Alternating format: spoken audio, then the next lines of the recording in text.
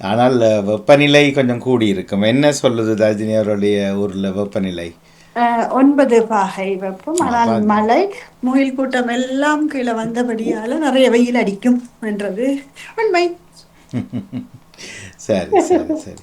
முயலெல்லாம் கீழே இறங்குதோ? என்ன சொன்னீங்க? நாங்க வீட்டுல இருந்து பார்க்கும்போது அந்த மலைகளுக்கு இடையில அந்த முகில் கூட்டங்கள் எல்லாம் கீழே வந்து இருந்துச்சுன்னா ம். நிச்சயம் அன்றைய நாள் வெயிலா இருக்க போதுன்றது அறிகுறியா இருக்கும். இன்றைக்கு இல்லை, அது இப்போ 9 என்றால் இன்னும் 11 மணி அளவில் நிச்சயமாக 11க்கு ஏறும் கட்டாயமாக. ஆமா. அதனுடைய கவலை வேண்டாம். ஆனா வெயிலும் இருக்கும்ன்றது சார். இப்ப வெயில்ன்றதுக்கு அறிகுறியே காணையில. ஆனா ம். கொஞ்சம் செல்ல வெயிலா இருக்கும். நிச்சயமா. இப்போ கோடை காலத்தில் அதிகமாக இரவாகிற போது குளிரும், விடிகாலையில் குளிருமாக வந்தால் மத்தியானம் வெயில் எரித்து தாங்க முடியாமல் இருப்போம். அது வளமை தானே. ஆமா. சரி, மகிழ்ச்சி. எல்லோருக்கும் மீண்டுமா இனிய உற்சாக வணக்கம். இன்றும் எல்லா நிகழ்ச்சிகளும் ஒருங்கு சேர இடம்பெறப் போகின்றன. அவை முழுமையான ஞாயிறு. இணைவோர்களை தொகை தான் கேள்விக்குறி. என்னென்னால் நடக்கட்டும். ஆர்வமுள்ள 5 பேராவது இணைந்தால் சிறப்பு. இந்த எளியோர் பக்கத்தில் திருப்பியும் பக்கிள் என்றா தெரியுமா? பக்கிள் அடிக்குதுண்டு, சைக்கிள் பக்கிள் அடிக்குதுண்டு. அப்படியே எளியோர் தொகை திருப்பியும் பக்கிள் அடிக்குது. சரியா பஞ்சு படி நம்ம நினைக்கிறேன். அவை மாற்று வழிகளுக்குள் நாங்கள் நுழைய வேண்டிய தேவை இருக்கிறது. அல்லது நாங்கள் காலை சிந்தனை இளையோர் யோகாவோடு காலை நேர நிகழ்ச்சியை நிறுத்திவிட்டு பிரைஸுடர் ஓபி கிளப்போடு தொடங்கலாம். இடையில் ஒரு 2 வெளியில் போனால் 5-10 காசு உழைச்சிடலாம் வேலைக்கு போய் என்றும் நினைக்கிறேன். அவை பார்ப்போம் என்ன நடக்கிறது. என்னால் ஞாயிற்றுக்கிழமை இணையாத இளையோர்களோடு என்னால் கிழமை நாட்களிலும் வேலை செய்ய முடியாது. அது சும்மா அர்த்தமற்ற வேலை. அது சர்டிஃபிகேட்டுக்கு வேலை செய்கிற மாதிரி தான் போகும். பெரியோர்கள் உங்களில் பலர் கூட இந்த பிள்ளைகளை பாராட்டுவதில் மிக மிக மிக மிக மிக அக்கறையினத்தையே காட்டுகிறீர்கள். கெட்டிக்காரர்கள், வாய்ச்சொல் வீரர்கள், எங்கள் பாமு உறவுகள் பலர் இருக்கிறீர்கள். அவர்களை ஊக்குவிப்பது குறைவு. ஒரு 2-3 பேரை தவிர மற்றவர்கள் வந்து அவர்களை பாராட்டுவதும் அவர்களை உச்சி முகர்ந்து எல்லாம் தோளில் வைத்து கொண்டாட வேண்டியதில்லை. ஒரு சிறு சொல் சொல்லி பாராட்டி ஊக்குவிப்பதற்கு தயங்குகிற பெரியோர்கள் என்னதை தான் கடவுளை கும்பிட்டும் கடவுள் அங்கே இறங்க போகிறார். இருக்கட்டும், அது ஒரு பக்கமாக இருக்கட்டும். அதையும் மெல்ல சொல்லிக்கொண்டு 10 மணிக்கு இளையோர் யோகா ரஜினி அவர்களே அறிவித்து கொள்ளுங்கள். பிறகு அந்த பிள்ளைகள் வருவதை பிந்தி விடுவார்கள். உங்களிடம்தான் தொடர்புகள் இருக்கின்றன நினைக்கிறேன். அவை மற்றது குறிப்பாக தவமலர்கள் உட்பட நாரிப்பிடிப்பு, வாதப்பிடிப்பு, முழங்கால் பிடிப்பு, கழுத்து பிடிப்பு, தோள்பட்டை நோ, தடிமேல் காய்ச்சல் இருப்பவர் எல்லோருமே லண்டன் நேரம் 10 மணிக்கு. எல்லாரும் இளையோர்கள் தானே. அவை இளமனது படைத்த இளையோர்கள் இருக்கை ஆசனத்திலும் இருந்து படுக்கை ஆசனத்திலும் இருந்து வளமையான ஆசனங்களிலும் விளையலாம். 10 மணிக்கு சரியாக இளையோர் யோகாவை ஆரம்பித்து கொள்ளலாம். அவை அதற்கென்று உங்களுடைய ஏற்பாடுகளை செய்து ஆயத்தமாக இருக்கும்படி அன்பாக கேட்கணுமா? இலவசமாக தரத்துக்கு அன்பாக கேட்க வேண்டிய அவசியம் இல்லை. உரிமையோடு கேட்குறோம். வாங்க, வந்திருந்து பகிர்ந்து பங்கு பற்றி சிறப்பிக்க அன்போடு வேண்டியது. இது இன்னும் ஒரு 4 கலர் சேர்த்தால் வானவில் கலர் போல இருக்கும் நினைக்கிறேன். கூட நல்லா தான் இருக்குது. அந்த கட்டட பின்பகுதி தோற்றத்துக்கும் நீங்கள் மேரி மாதா மாதிரி தலையெல்லாம் மூடிக்கொண்டு வர்றதை பார்க்க வஜிதா முகமது அவர்கள் போல. எங்க வீட்டு தினா சொல்லிடாமா நீங்க பெரியப்பா மாதிரி இருக்கிறீங்கன்னு சொன்ன நல்ல தானே இருக்கு தினா. யாரு என்ன மாதிரி? யாரு மாதிரி? பெரியப்பா மாதிரி இருக்கிறேனா என்ன சொல்லி பெரியப்பா அப்படிதான் தொப்பியெல்லாம் போடுவார். பெரியப்பா மாதிரி இருக்கிறேன்னு சொல்லித்தான் வழி அனுப்பி வைத்தேன். சரி, ஓகே, சந்தோஷம். அதுவும் மகிழ்ச்சி. அப்போது நானும் உங்களோடு இணைந்து கொள்வேன். வாணிமோகன் அவர்கள் டிமிக்கி விட்டார் போல இருக்குது. இன்றைக்கு அது கோயில் பூசை புனருத்தானம் என்று கிளம்புகிறார். நடையில் இல்லை போல இருக்கிறது. இருந்தால் சந்திப்போம். மற்றும்படி தவக்காலத்தினுடைய 3வது வாரம் 3வது ஞாயிறு என்று நினைக்கிறேன். சரிதானா? ஆமாம், அவை சிறப்பு. நோன்பின் நாட்களை எண்ணியபடி எத்தனையாவது நாள் இன்று ரமலான் நோன்பினுடைய நாட்கள் என்பதையும் நினைத்து கொண்டு சமய சிந்தனைக்குள் சிறப்போடு நுழைவோம். இன்று ரஜினி அவர்கள் தொகுத்து நடக்கல கஷ்டம் வழியாக தான் இருக்கிற ஆக்களை கேட்குறது. ஆனால் ரஜினி முந்தி கொண்டார். அவை உங்களால் முடிந்தானே. சரி, மகிழ்ச்சி மகிழ்ச்சி. ரஜினி அவர்கள் இப்படியே விட்டுட்டீங்கன்னால் காலையில் விடிய அப்புறம் 4 மணிக்கு எழும்பி தண்ணியை தொட்டியை நிரப்பிட்டு அதுக்குள்ளே தலையை அமிழ்த்தி கொண்டு சங்கீதம் பாடினால்தான் இந்த குரல் சரியாக வரும். இல்லை என்றால் இது நீண்ட தூரம் போயிடும். எங்களுடைய குடும்பங்கோலே இந்த ஒப்பாளர் பாடுற கஷ்டம் விளங்குதா? நேற்று அப்படி இருந்துதான் இன்றைக்கு என்ன வளைச்சு போச்சது சரி. தண்ணிக்கு. ஆனால் என்னை பொறுத்தவரை இது குரல் நல்லா இருக்குது. இதையே வழக்கமாக்கி கடகடன்னு கலைத்து பாணியாக்கி விட்டீங்க என்றால் ஒரு புதிய குரல். தொடர்றத நான் தொடர்றேன் தர்ஷினி, கஷ்டமா இருக்கு. சரி, ஒரு கஷ்டமும் இல்லை, முயன்றால் முன்னேறலாம். சரி, அதே நேரம் வத்திக்கான் போப்பாண்டவர் பாப்பரசர் அவர்கள் நேற்றிரவில் இன்று வீடு திரும்பி இருப்பதாக செய்திகள் கேட்டிருந்தேன். ஒரு நேற்றிரவாக இருக்கணும். வைத்தியசாலையில் இருந்து அவரும் தேர்ச்சி பெற்றிருக்கிறார். அவை ஓய்வு பெறாமலே அவர் தொடர்ந்தும் போப்பாண்டவர் பதவியை ஆயர் பதவியை வகிப்பார் என்பது தெரிகிறது. வேறும் செய்திகளோடும் பின்னர் சந்தித்துக் கொள்வோம். மீண்டும் வணக்கம், காலை வணக்கம். தொகுப்பை தொடரப்போகிற தர்ஜினி அவர்களுக்கும் வணக்கம். வாருங்கள். மிக்க நன்றி மகாதிபருக்கு உற்சாகமான வணக்கம். நேரலை பார்த்து கேட்டுக்கொண்டிருக்கும் உறவுகள் அனைவருக்கும் இனிய காலை உற்சாகமான வணக்கம். இன்று 23/3/2025 திருவள்ளுவர் ஆண்டு 2056 பங்குனி 9ஆம் நாள். சமூக ஒருங்கி சேவை வலியுறுத்தும் ஆண்டு 2025 மூத்தோர் மாண்பு போற்றும் மாதமான மாதத்தில் மார்ச் மாதம் அதில் இணைந்திருக்கின்றோம் நேரலையில். இது சமய சிந்தனைக்கான நேரம். ஞாயிற்றுக்கிழமை நேரலை காலை நிகழ்வில் இணைந்திருக்கின்றோம். அன்போடு அனைவரையும் அழைத்தபடி முதலில் சமய சிந்தனையுடன் இணைய பெறுகிறார் டேவிட் அண்ணா அவர்கள். அவர்களை அழைத்து நிற்கின்றேன். உற்சாகமான வணக்கம் டேவிட் அண்ணா. இயேசுவே சகல ஆன்மா மோட்சம் சேர வழி நடத்த வேண்டுகின்றோம். பிதாச்சுதன் தூயாவியின் பேராலே ஆமேன். இறை புகழ்ச்சி உமக்கே. மனம் மாறுங்கள், ஏனெனில் விண்ணரசு நெருங்கி வந்து விட்டது என்கின்றார் ஆண்டவர். காலை வணக்கம் சகோதரன் திரு நடாமோகன் அவர்களே. இன்றைய நாளை நெறிப்படுத்தும் அன்பு தங்கை திருமதி தர்ஷினி சண்முகநாதன் அவர்களுக்கும் எனது கால வணக்கத்தை தெரிவித்துக் கொண்டு உற்சாகமாக இருக்கின்றீர்களா? உற்சாகம் அண்ணா, நீங்கள் எப்படி இருக்கிறீங்க? நான் நலமாக இருக்கின்றேன். தங்கை அவர்களுக்கு இன்று அதிகாலையிலே ஒரு வாழ்த்தை தெரிவித்துக் கொள்ளலாம் என்று இருக்கின்றேன். காரணம், இவ்வளவுக்கு ஒரு எழுதி வைத்து படிக்காமல் இவ்வளவு இந்த அதிகாலையில இந்த காலை சிந்தனை பற்றிய தொகுப்புகளை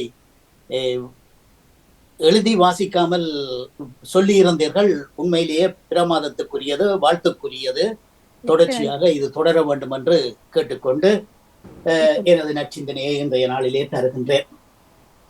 தொடர்ச்சியாக பாமுக உறவுகளுக்கு காலை வணக்கம் கூறி கிறிஸ்தவ நற்சிந்தனை வழங்குபவர் பிரான்சில் இருந்து டேவிட். கிறிஸ்தவ நற்சிந்தனை தொடரின் 1810 இன்றைய நாள் திருச்சபை புனித துரிபியூஸ் அவர்களை நினைவு கூறுகின்றது. தொடர்ச்சியாக இத்தவக்காலம் மீட்பின் காலம், ஒப்புரவின் காலம், பாவ மன்னிப்பின் காலம், மனமாற்றத்தின் காலம், பாவத்தை விட்டு விலகி பரிசுத்தமாய் வாழ பரமதந்தை அழைக்கும் காலம். இந்த காலத்தை ஏற்று இறைவன் வழியில் வாழ்வோம். உயர்ந்ததும் பரிசுத்தமுமான இடமே நம் உறைவிடம். ஆனால் பாவத்திற்காக வருந்தும் உள்ளத்தினரோடு நாம் குடிகொண்டிருக்கின்றோம் என்கின்றார் நம் இறைவன். தவக்கால வாசகமாக சிந்தனை துளிகளாக இதை தருகின்றேன். ஏசையா நூலிலிருந்து வாசகம். அதிகாரம் 55 இறை வார்த்தைகள் 10-11 வரை. ஆண்டவர் கூறுவது, மழையும் பனியும் வானத்திலிருந்து இறங்கி வருகின்றன. அவை நிலத்தை நனைத்து முளை அரும்பி வளரச் செய்து விதைப்பவனுக்கு விதையும் உண்பவனுக்கு உணவையும் கொடுக்காமல் அங்கு திரும்பிச் செல்வதில்லை. அவ்வாறே என் வாயிலிருந்து புறப்பட்டு செல்லும் வாக்கும் இருக்கும். அது என் விருப்பத்தை செயல்படுத்தி எதற்காக நான் அதை அனுப்பினேனோ அதை வெற்றிகரமாக நிறைவேற்றாமல் வெறுமையாய் என்னிடம் திரும்பி வருவதில்லை என்கின்றார் நம் இறைவன். இது ஆண்டவர் வழங்கும் அருள்வாக்கு. இறைவா உமக்கு நன்றி. இன்றைய தவக்கால பாடலாக கலைமான் நீரோடையை ஆர்வமாய் நாடுதல் போ இறைவா என் நெஞ்சம் மறவாது உம்மை, இறைவா என் நெஞ்சம் மறவாது உம்மை, ஏங்கியே நாடி வருகின்றது கலைமான் நீரோடையை, ஆர்வமாய் நாடுதல் போ.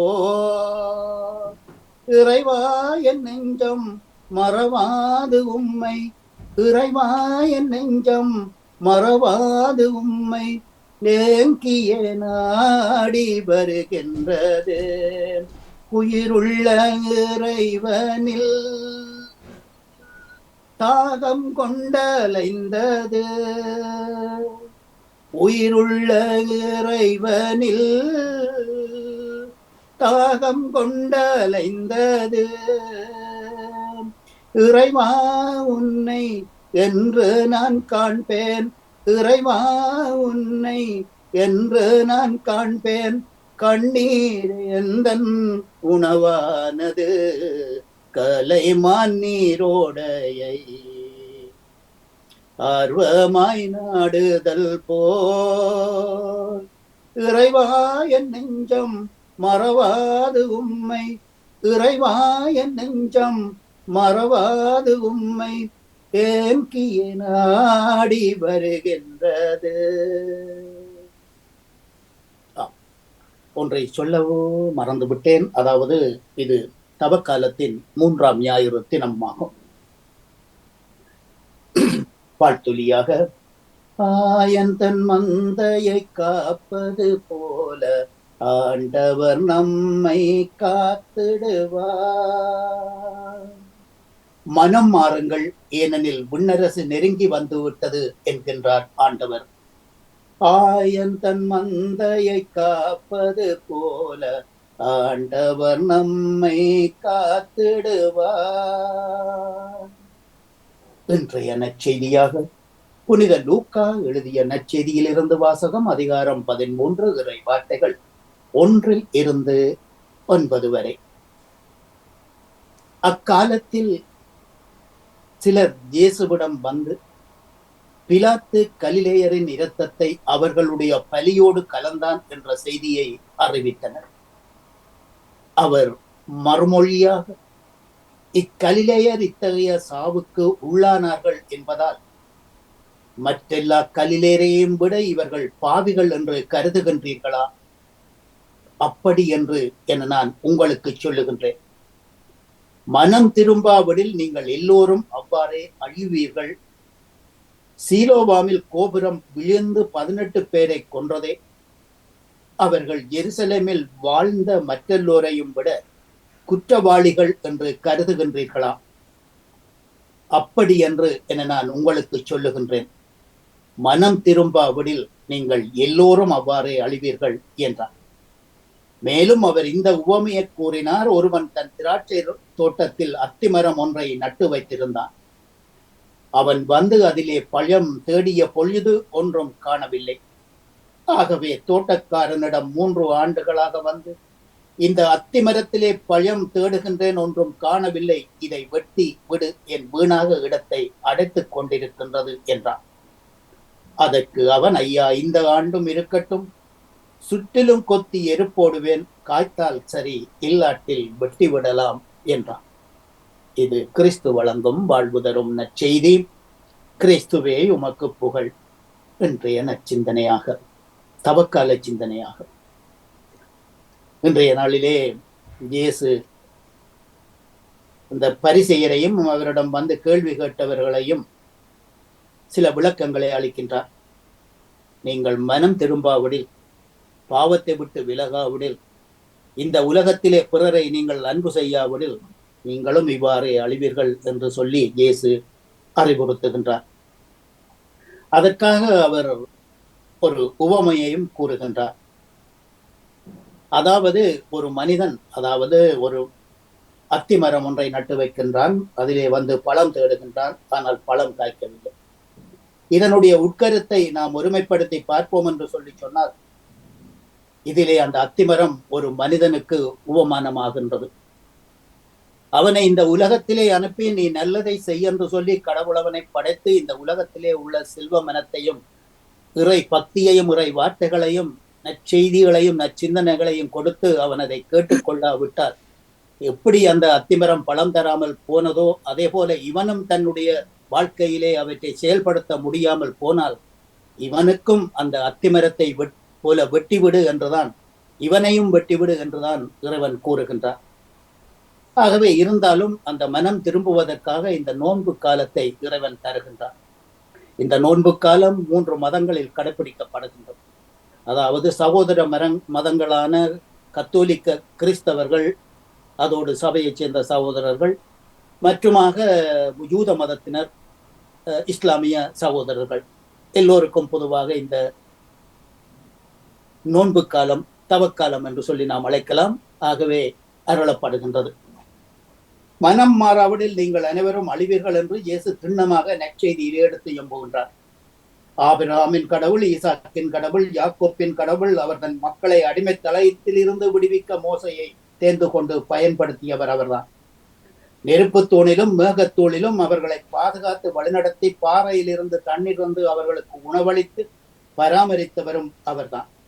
எனினும் இறைவனுக்கு உகந்தவர்களாக வாழ மறுத்த காரணத்தினால் அவர்களில் பலர் கொல்லப்பட்டனர், அழிக்கப்பட்டனர் என்பதை பவுலடியார் அவர்கள் தன்னுடைய திருமுகங்களிலே தெளிவுபடுத்துகின்றார். நமது இறைவன் நல்லவர் தான், வல்லவர் தான், நம்மை பாதுகாத்து அரவணைத்து பராமரித்து வழிநடத்துபவர் தான், நமது மீட்பிற்காக அனைத்தையும் செய்து முடித்து காத்திருப்பவர் தான். இவ்வாறு செய்தும் நாம் மனம் மாற மறுத்தால், இறைவனுக்கு உகந்தவர்களாக வாழ தவறினால் நம்முடைய அழிவிற்கு திண்ணமாய் வழிவகுக்கின்றோம் என்பதுதான் நிதர்சனம். நம் உதவியின்றி நம்மை படைத்த இறைவன் நமக்கு சுதந்திரத்தை தந்திட்ட காரணத்தினால் நமது உதவியின்றி ஒத்துழைப்பின்றி நம்மை மீட்க இயலாது. இதை உணர்ந்து கொண்டு அழிவு அல்ல நிலை வாழ்வை தேர்ந்து கொள்வோம். இந்த தவக்காலத்திலே நமக்கு தயார் செய்து வைத்திருக்கும் ஆசீர்வாதங்களை தவக்காலத்தின் மூலமாக, நோன்பின் மூலமாக நாம் பெற்றுக்கொள்ளுவோம். ஆகவே இன்றைய நாளிலே தயை செய்வாய் நாதா, எம் பாவங்களை போக்கி, தயை செய்வாய் நாதா, எம் பாவங்களை நீக்கி. இன்றைய நாளிலே இந்த தவக்காலத்தின் 3ஆம் ஞாயிறுவிலே சிந்தனைக்கு செவிமடுத்த அனைத்து அன்பு உறவுகளுக்கும் இந்நாளிலே இந்த சிந்தனையை ஒருங்கிணைத்து வழங்கிக் கொண்டிருக்கும் தங்கை தர்ஷினி சண்முகநாதன் அவர்களுக்கும் வாழ்த்துக்களை கூறி அன்போடு விடப்படுகின்றேன். மீண்டுமாக நாளைய தின சிந்தனையோடு அடுத்த தலைமுறை நோக்கி மூத்தோர் மாண்பு போற்றும் மாதத்தில். நன்றி, வணக்கம் தங்கையே. மீண்டுமாக நன்றி. சந்திப்போம். பொன் டிமாஸ் போவுத்தூஸ். நன்றி, வணக்கம்.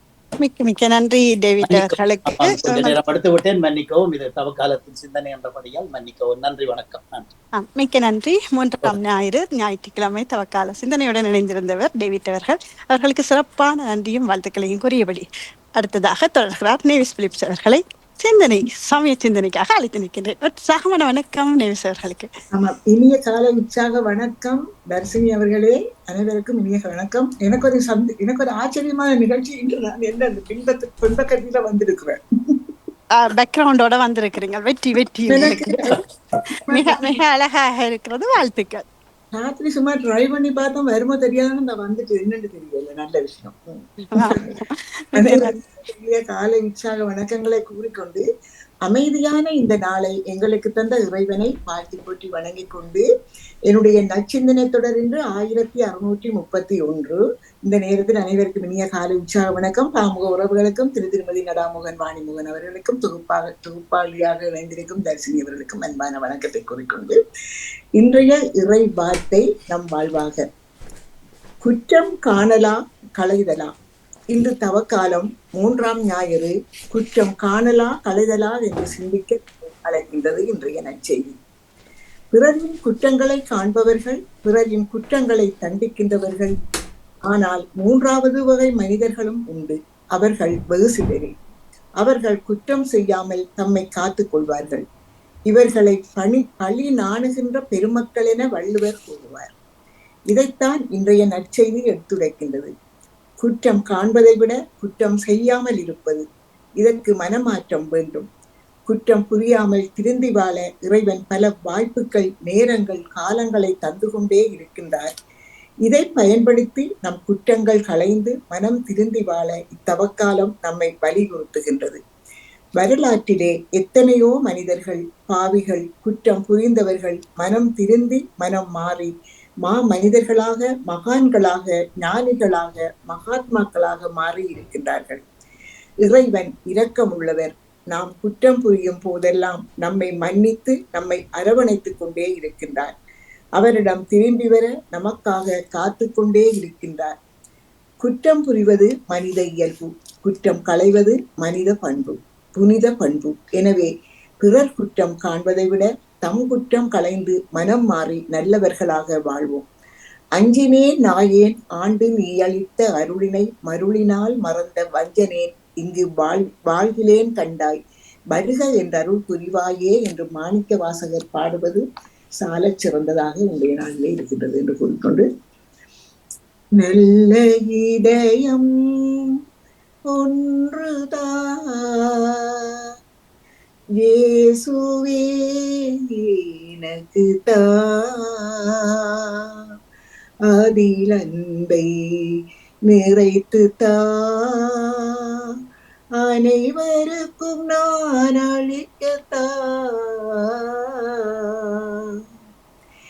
எனக்கு எதிராய் பகைமை செய்வோரை மன்னிக்கும் மனதை அந்த பகைமையை நினையாமல் நான் மறக்கும் மனதை நல்ல இதயம் ஒன்றுதான் இயேசுவே எனக்கு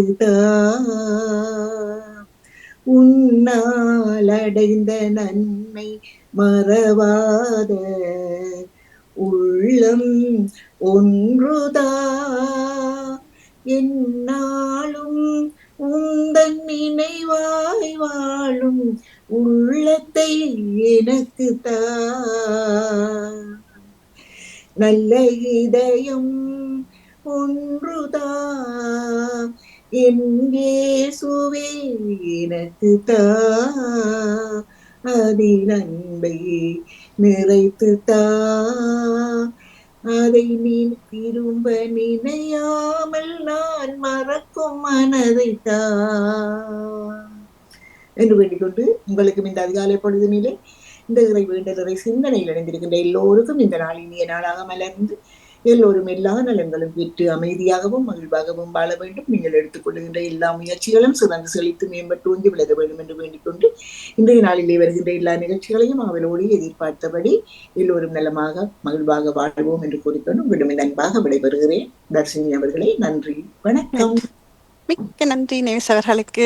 தவக்கால சிந்தனையுடன் இணைந்திருந்தவர் 3ஆம் ஞாயிறு தவக்கால சிந்தனையுடன் இணைந்திருந்தவர் நேவிசவர்கள். அழகான தலைப்பெண்டி தவக்கால சிந்தனையில் வந்திருந்த தலைப்பு குற்றம் காணலா களைவதா, நல்ல தலைப்போட எங்களையும் யோசிக்க வைத்திருந்தது. மிக சிறப்பான வாழ்த்துக்கள், தொடர்ந்திருங்கள். மிக்க நன்றி.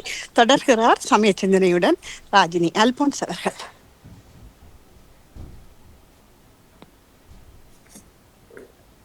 உற்சாகமான வணக்கம் ராஜினி.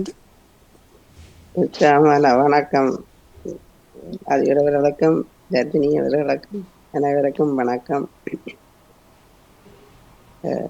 எனது சிந்தனை அன்பும் நட்பும் அங்கு உள்ளதோ அங்கே இறைவன் இருக்கின்றார். நாம் இத்தவ காலத்தில் எங்கெங்கு கஷ்டத்திலோ அல்லாட்டிக்கு கவலைகளிலோ பிரச்சனைகளிலோ இருப்பவர்களை நாமும் தெரிந்தெடுத்து அவர்களுக்கு நாம் முன்மாதிரியாக நடந்து அவர்களுக்கு ஏதாவது உதவி செய்ய வேண்டும் என்று வேண்டிக் கொள்வோம். நன்றி, வணக்கம்.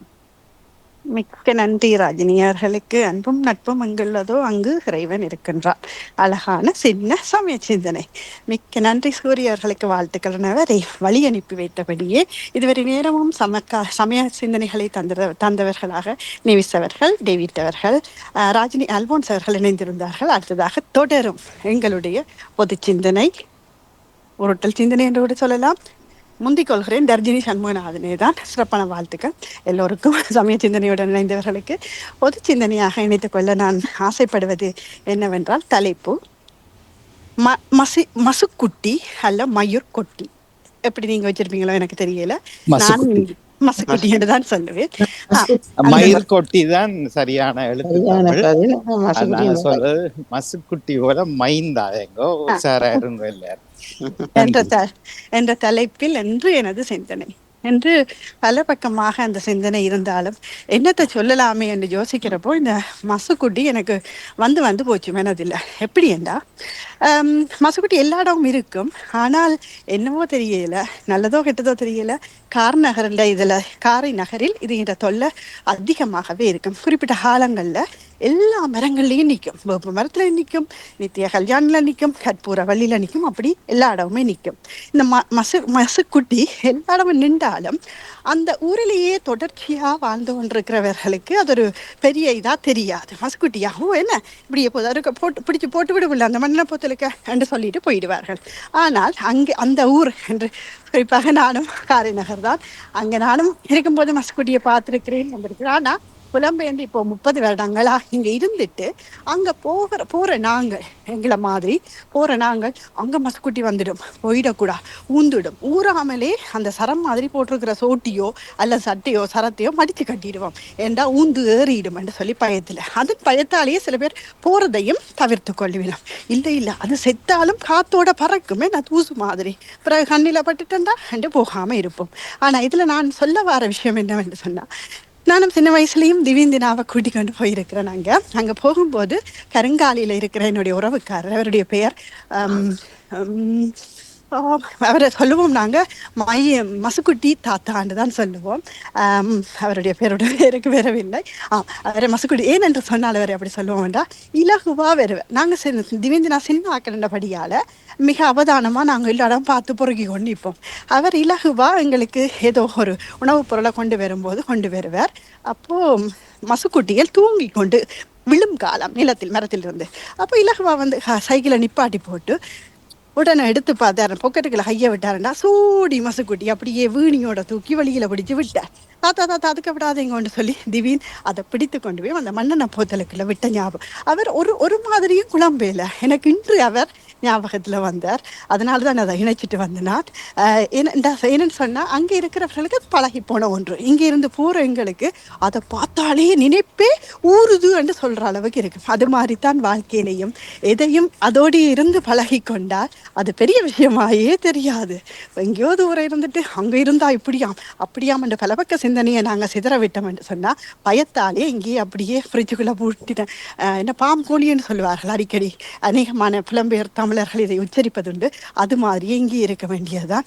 அதுவும் வாழ்ந்துட்டு போகட்டுமே, இதுவும் வாழட்டுமே என்று சொல்லி அந்த மசுக்குட்டியை நினைவில் கொண்டு வந்து, அது என்ன சாபமோ தெரியல, கார்நகரில் இன்றும் தொடர்ச்சியாக இருந்து கொண்டிருக்கிறது என்று கூறி உங்கள் இதுவரை நேரம் கேட்ட உங்களுக்கு நன்றி கூறி விடைபெறுகிறேன். தொடரும் பொது சிந்தனையுடன் இணைந்து கொள்பவர் யார் என கேட்டபடி. சரி, குட்டி கதை நல்லா இருந்து. கம்பளி மசுக்குட்டிக்கு வாழ்த்துக்கள்.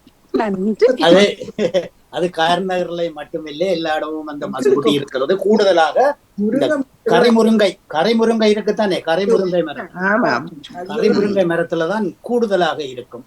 அது அப்படியே இதன்று கொண்டிருக்கும். பிறகு அது ஆனால் அதுல இன்னொரு விஷயம் என்னன்னு சொல்லி சொன்னால், அது மைக்கொட்டியாக நாங்கள் பயந்திருந்தாலும் அது உன்னி நடந்து போய் தன்னுடைய இதுகளை அந்த இனப்பெரும்புதலை மேற்கொண்டு விடும். அதொன்று முக்கியமாக நாங்கள் கருத்தில் எடுத்து கொள்ள வேணும். ஆகவே அது ஒரு வளமையான நிகழ்வு தான். நாங்கள் அந்த எங்களுடைய பகுதியிலே, அதாவது கார்நகர் 5 கிலோமீட்டர் எங்களுடைய வீட்டில் இருந்து. ஆகவே அது அந்த பகுதியில கூடுதலாக வெளிகாமம் மேற்கு பகுதியில கூடுதலாக இருக்கும்.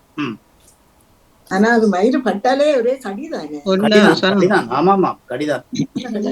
எனது கடைசி தங்கை தொட்டிலில் படுத்திருக்கீங்க. பிறந்து 3 மாதம் பிராந்தையில அந்த தொட்டில வளர்த்திருக்கீங்க. மேல இருந்து வயிற்றுல வெறும் மேல உடுப்பணும் கூடையில அவளாம் தடிச்சு போயிட்டது பட்டு கூட. அதுக்கு நல்லெண்ணெய் தடவி விடுவார்கள் எங்கள் ஊர்ல. நினைச்சால இப்பயும் மயிர் சிலிர்க்குது. எங்களுக்கும் ஒரு முருங்கை மரம் தான்.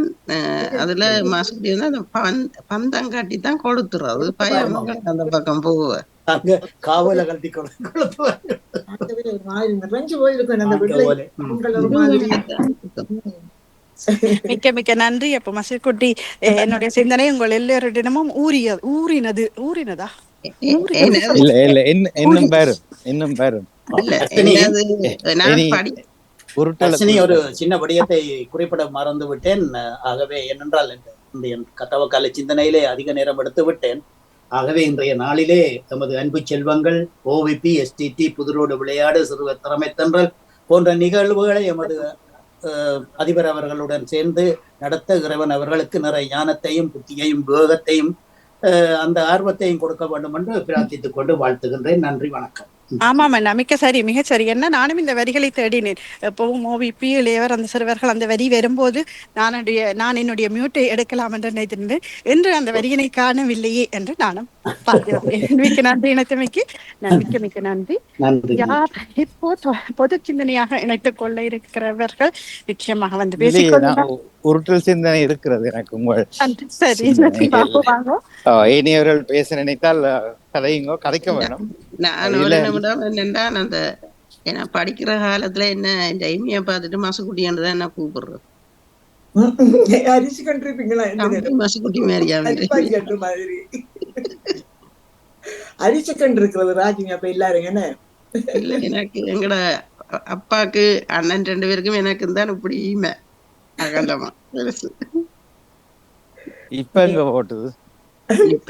இப்பயும் இருக்கு, அப்படியே இப்பயும் இருக்குது ராஜினி. என்ன ராஜினி பயங்கரமா இருக்கு. இப்ப கிட்டடியில அத ஐரோப்பாவில் தானே அதை வலித்து விடுகிறார்களே, வலித்து விட்டுட்டு பேணி அழகு கொண்டு செய்ய தொடங்கினா செய்து கொண்டே இல்லை இருக்கணும். என்ன கேட்டது? சரி, அது இன்று விட்டு விடுவோம், ஒரு நாள் பேசுவோம். என்னென்ன 2 சிந்தனை உருட்டலாக. ஒன்று, மயிர்கொட்டி என்பது ஒரு விலங்கோ பூச்சியோ இல்லை. ஏனென்று சொல்லுங்க. புழு இல்ல, புழுவும் இல்லை. அது அதனுடைய வாழ்க்கையின் ஒரு நிலை மட்டும்தான். ஆமா. ஆனால் நாங்கள் யாருக்கு வண்ணத்தி பூச்சி பட்டாம்பூச்சிகள் எல்லாம் பிடிக்காது? யார் அதை கண்டு பயந்து ஓடுகிறோம்? யார் கையில் பிடிக்க கூடாதாண்டு ஏங்குகிறோம்? திரட்டிக்கொண்டு ஓடும் அந்த காலத்துல பிடிக்கிறதுக்கு. அது அந்த வண்ணத்தி பூச்சி எப்படி வந்தது? புழுவில இருந்து வந்து. எந்த புழுவுல இருந்து? அந்த மசக்குட்டி அதுல தெரியல. அரோகரா, சரி, நீங்க கேள்வி கேட்டது மயிர்கொட்டியில இருந்துதான் வருவது வண்ணத்தி பூச்சி. அப்ப பிறகு நான் காவல போட்டு எரிச்ச நீங்கள் அந்த நேரம்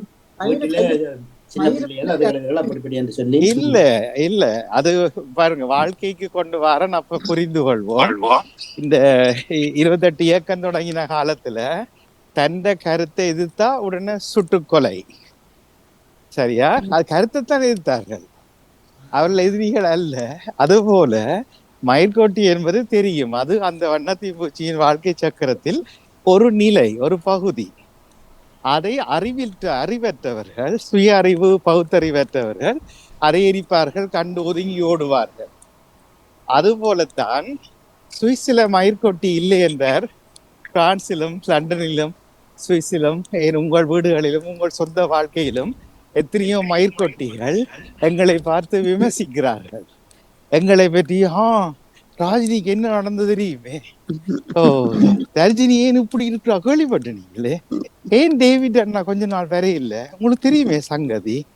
இதெல்லாம் மயிர்கொட்டிகள் எங்கள் தோள் மீதும் தலை மீதும் அமர்ந்து கொண்டு எங்களை வீணாக விமர்சிக்கும் மயிர்கொட்டிகள். புரிந்து கொள்ள வேண்டியது என்னென்றால், இதை நாங்கள் தட்டிவிட்டு போக பழகோடும். தட்டி விடுவதில்லை, காவலை கொண்டு எரிக்க நினைக்கிறோம். எங்களோட வாழ்க்கையில அவிய பெட்டித்தான் நாங்க திருப்பி நினைப்போம். இனிவா என்ன பெட்டி காய்ச்சுவா, இவரே என்ன பெட்டி சொன்னவர், எந்த பிள்ளையை இவர் எழுத்து காய்ச்சவர் என்றால் நாங்கள் காவலை கொண்டு திரிகிறோம், எங்களோட வாழ்க்கையை கோட்டை விட்டுருவோம். ஆனால் எங்களுக்கு தெரியும், ஒரு நிலையில் தட்டி விட்டால் அது வண்ணாத்தி பூச்சி ஆகிறது என்னவோ அது வேற விஷயம். ஆனால் எனக்கு அந்த மயிர் கொட்டாது, இந்த விமர்சனங்கள் என் மீது படாது, யாரும் என்னவும் சொல்லிட்டு போகட்டும் என்று எத்தனை பேர் நிக்கிறோம். எத்தனை பேர் இதையே பிரச்சனையா வச்சு கொண்டு வாழ்க்கையில ஓடி திரிகிறோம். இவருக்கு பண்றேன் பேர், எங்க நிக்கிறார், இவர் இன்னைக்கு எங்க போறார் எங்க இருந்து வாரார்? இதையே சிந்தனையா எங்கட சுய சிந்தனையை இழந்து விடுகிறோம். மயிர்கொட்டிகள் ரஜினி அவர்களே, நீங்கள் ஊர்ல நீங்கள் டேவிட் எல்லா இடம் பண்றேன், நான் சுவிசிலை பண்றேன். உங்கள் வாழ்க்கையில் தான் என் வாழ்க்கையில் தான் எல்லாரும் வாழ்க்கையில் இருக்கோ இல்லையோ? நிச்சயமாக நிச்சயமாக இருக்கிறது. இருக்கிறது. ஆனா எங்களுக்கு தெரியும், நாங்க அதை லட்சியப்படுத்தினா கூட நேரம் கொட்டுற மாதிரி இருக்கும். தட்டி விட்டுட்டு போன வேண்டா, அது யாரை கொட்டுன்னு எங்களுக்கு தெரியாது. ஆனா எங்களை கொட்டாது. நாம் இழிச்ச வாயர் இல்லை, ஆனோட்டியோ திருப்பி அடிப்பேன். கௌசல்யா அவரை ஞாபகப்படுத்தலாம். இந்த நேரம் அடிக்கடி சொல்லுவார், இல்லைன்னா விட மாட்டேன் அவாவை விட மாட்டேன் நான். ஏனண்டா அவ என்னத்தான் சொல்றா. ஐயோ எத்தனையோ வரை நான் சொன்னேன், அது கதைக்காதீங்க, இது மயிர்கொட்டி, அது கொஞ்ச நாள் தட்டி விட்டு போங்களேன். சீச்சி, நான் என்ன இழிச்ச வாயரோ, நான் விட மாட்டேன். கௌசல்யா அவர்களை அப்படியும் நினைக்கலாம். அது போல நிறைய கௌசல்யா கிழங்கர்களையும் இப்போதும் இருக்கிறோம். ஏன் மற்றவன் கதையை காதில் கேட்கிறோம்? மயிர்கொட்டி கொஞ்ச நாள்ல அதே மயிர்கொட்டி அழகிய வண்ணத்தி பூச்சியாய் வரப்போகிறது. அது வருவதற்கு என்னாலும் ஏதாவது செய்ய முடிந்தால் இன்னும் சந்தோஷம். நல்ல நட்பாகவும் ஆனந்தமாகவும் பிக்காலம் இருக்குமோ இல்லையோ? அவை கருத்து முரண்பாடு என்றா சுற்றுறாதீங்க. ஏற்கனவே செய்தவர் ஈழத்தமிழருடைய வரலாற்றுல இதுதான் மிகப்பெரிய அத்தியாயம். எந்த கருத்தை சுடணும். ஆனால் அதை மறைத்துத்தானே இப்போது அதிகமானவர்களுக்கு தெரியாது. உண்மையாக இல்ல, இப்ப நாங்கள் பேசுவோமே, எங்களுக்கு நாம் அதை செய்கிறோமா? தாமரை அவர்கள் அவ என்னத்தான் அன்றைக்கு சொன்னவா? எத்தனை நாள் புழுங்கி உங்களை பழி வாங்குறதுக்கு ஓடி திரியுறேன்.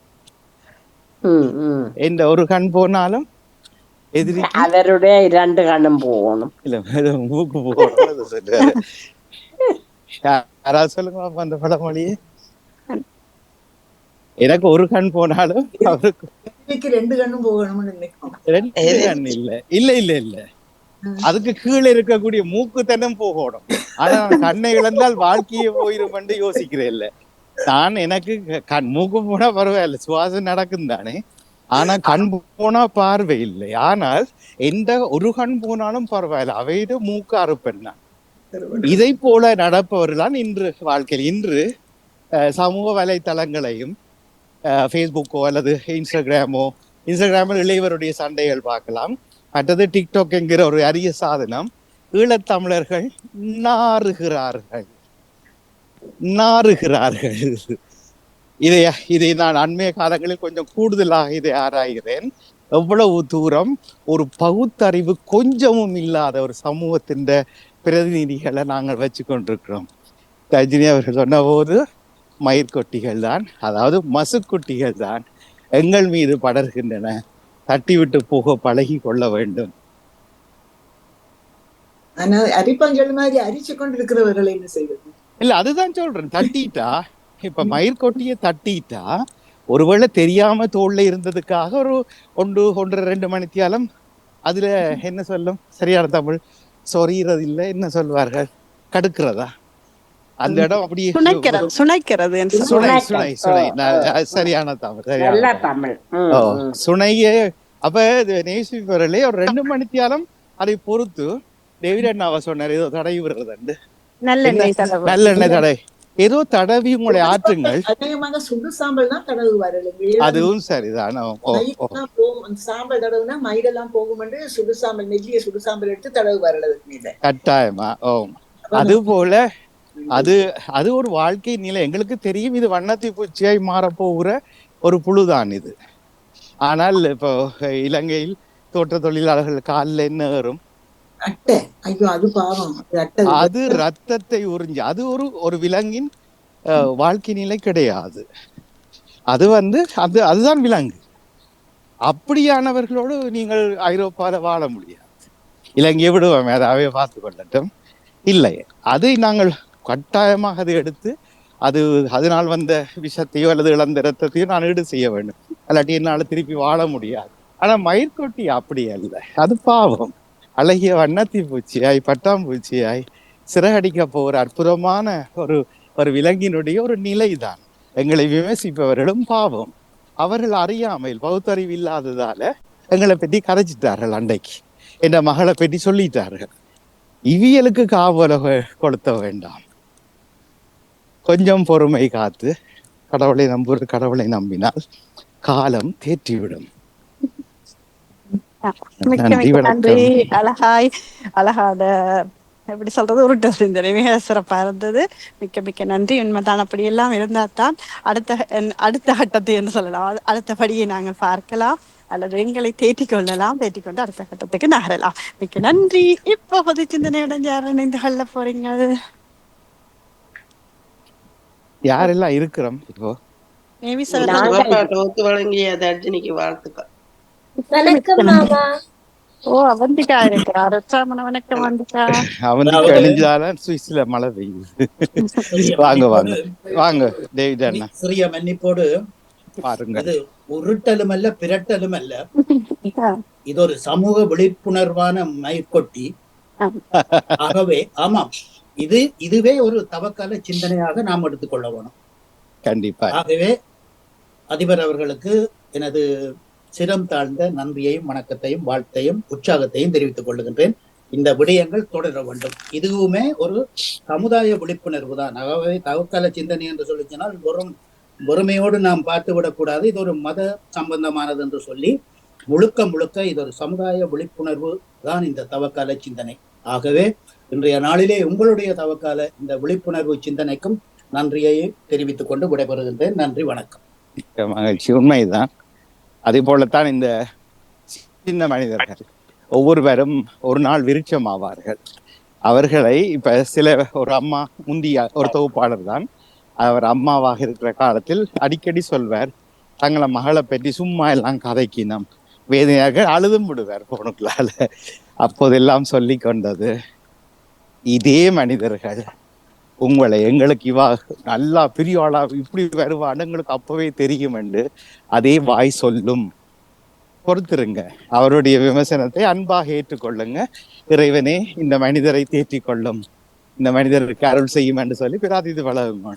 இன்றைக்கு அதே பிள்ளை பெரிய ஆளாக இருக்கிறார், சமூகத்தில் எங்கள் பக்கத்தில் தெரியாவிட்டாலும் இருக்கிறார். ஆனால் அந்த தாய் இன்னும் தொடர்ந்தும் அழுகிறார். என்ன பற்றி இப்ப காய்க்கிறாங்க.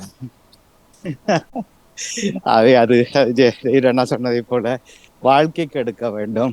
இப்ப சார்லி சாப்ளினுடைய நினைவு நாள் வந்தது. அதில் 4 வரிகள் சொல்லிப்பா, அதுல 1, 2வது 3வது, நான் மழையில் நடக்க எனக்கு ஆசை, காரணம் அப்போ நான் அழுவது மற்றவர்களுக்கு தெரியாது. சார்லி சாப்ளின் கேள்விப்பட்டிருப்போம். உலகத்தில் முதலாக நகைச்சுவையால் இந்த உலகத்தை ஈர்த்து கொண்டார். இன்றும் அவருடைய பேச்சில்லாத நகைச்சுவையை ரசிக்கலாம்.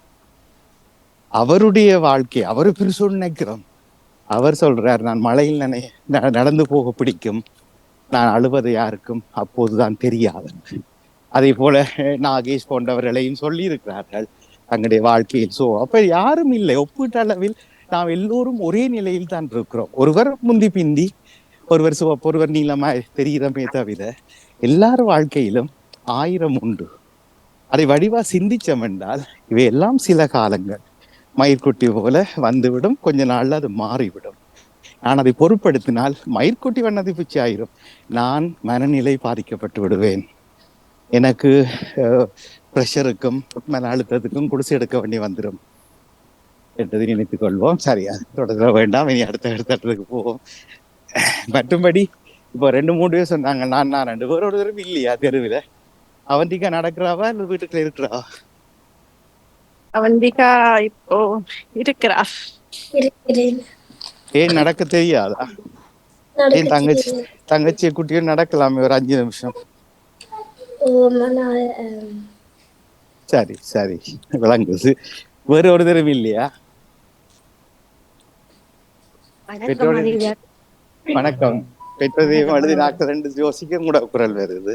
வேலையோ இல்ல, நான் நடந்து கொண்டு இருக்கிறேன். சரி. தனியோ?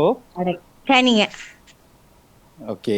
10 வருஷத்துக்கு நடக்க போறோம், இப்பவே நடக்குது. என்ன 10 வருஷம் இளையவர்களை கேட்டிருந்தேன், வர்ற மாதிரி தெரிகிறேன், நான் கடனை விழிக்கிட்டு இல்ல. இதுதான் எல்லாரும் வாழ்க்கையிலையும். நாங்கள் இப்ப பிள்ளைகள் என்றாங்க கொஞ்சம் 5 வருஷத்துக்குள்ள பிள்ளைகள் தனியா விட்டு போயிருவாங்க, நாங்க தனியா அம்போட்டு இருக்க வேண்டியா.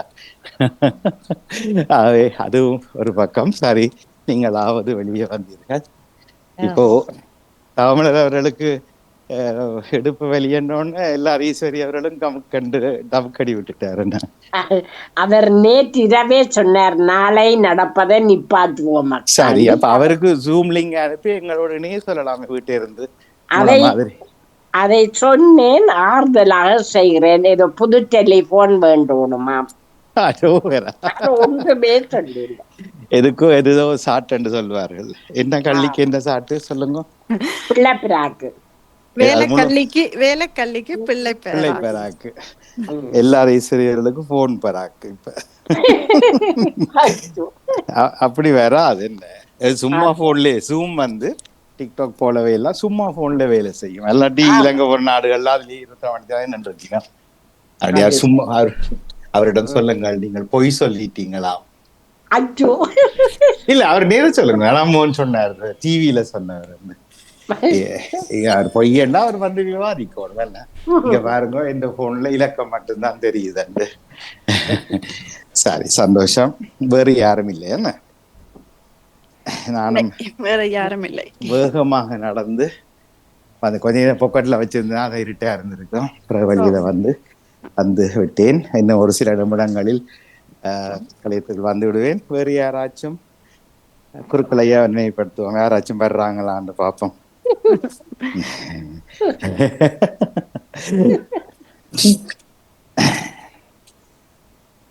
இல்லை, சிந்தனை என்பது உண்மையில எனக்கு தேனை விட ஏதாவது சுவையானது இருக்கா உலகத்துல? கரும்பு விட சுவையானது இருக்கா உலகத்துல? உங்களுக்கு சொல்லுங்க. என்ன நீங்கள் விரல் விட்டு நக்கி வாயில் வைப்பீர்கள் அடிக்கடி வீட்டுல களவாக? டின்பாலை விட வேற ஏதாவது இருக்கா உலகத்துல? எனக்கு இந்த சிந்தனை விஷயம் வந்து பயங்கர ஆசை.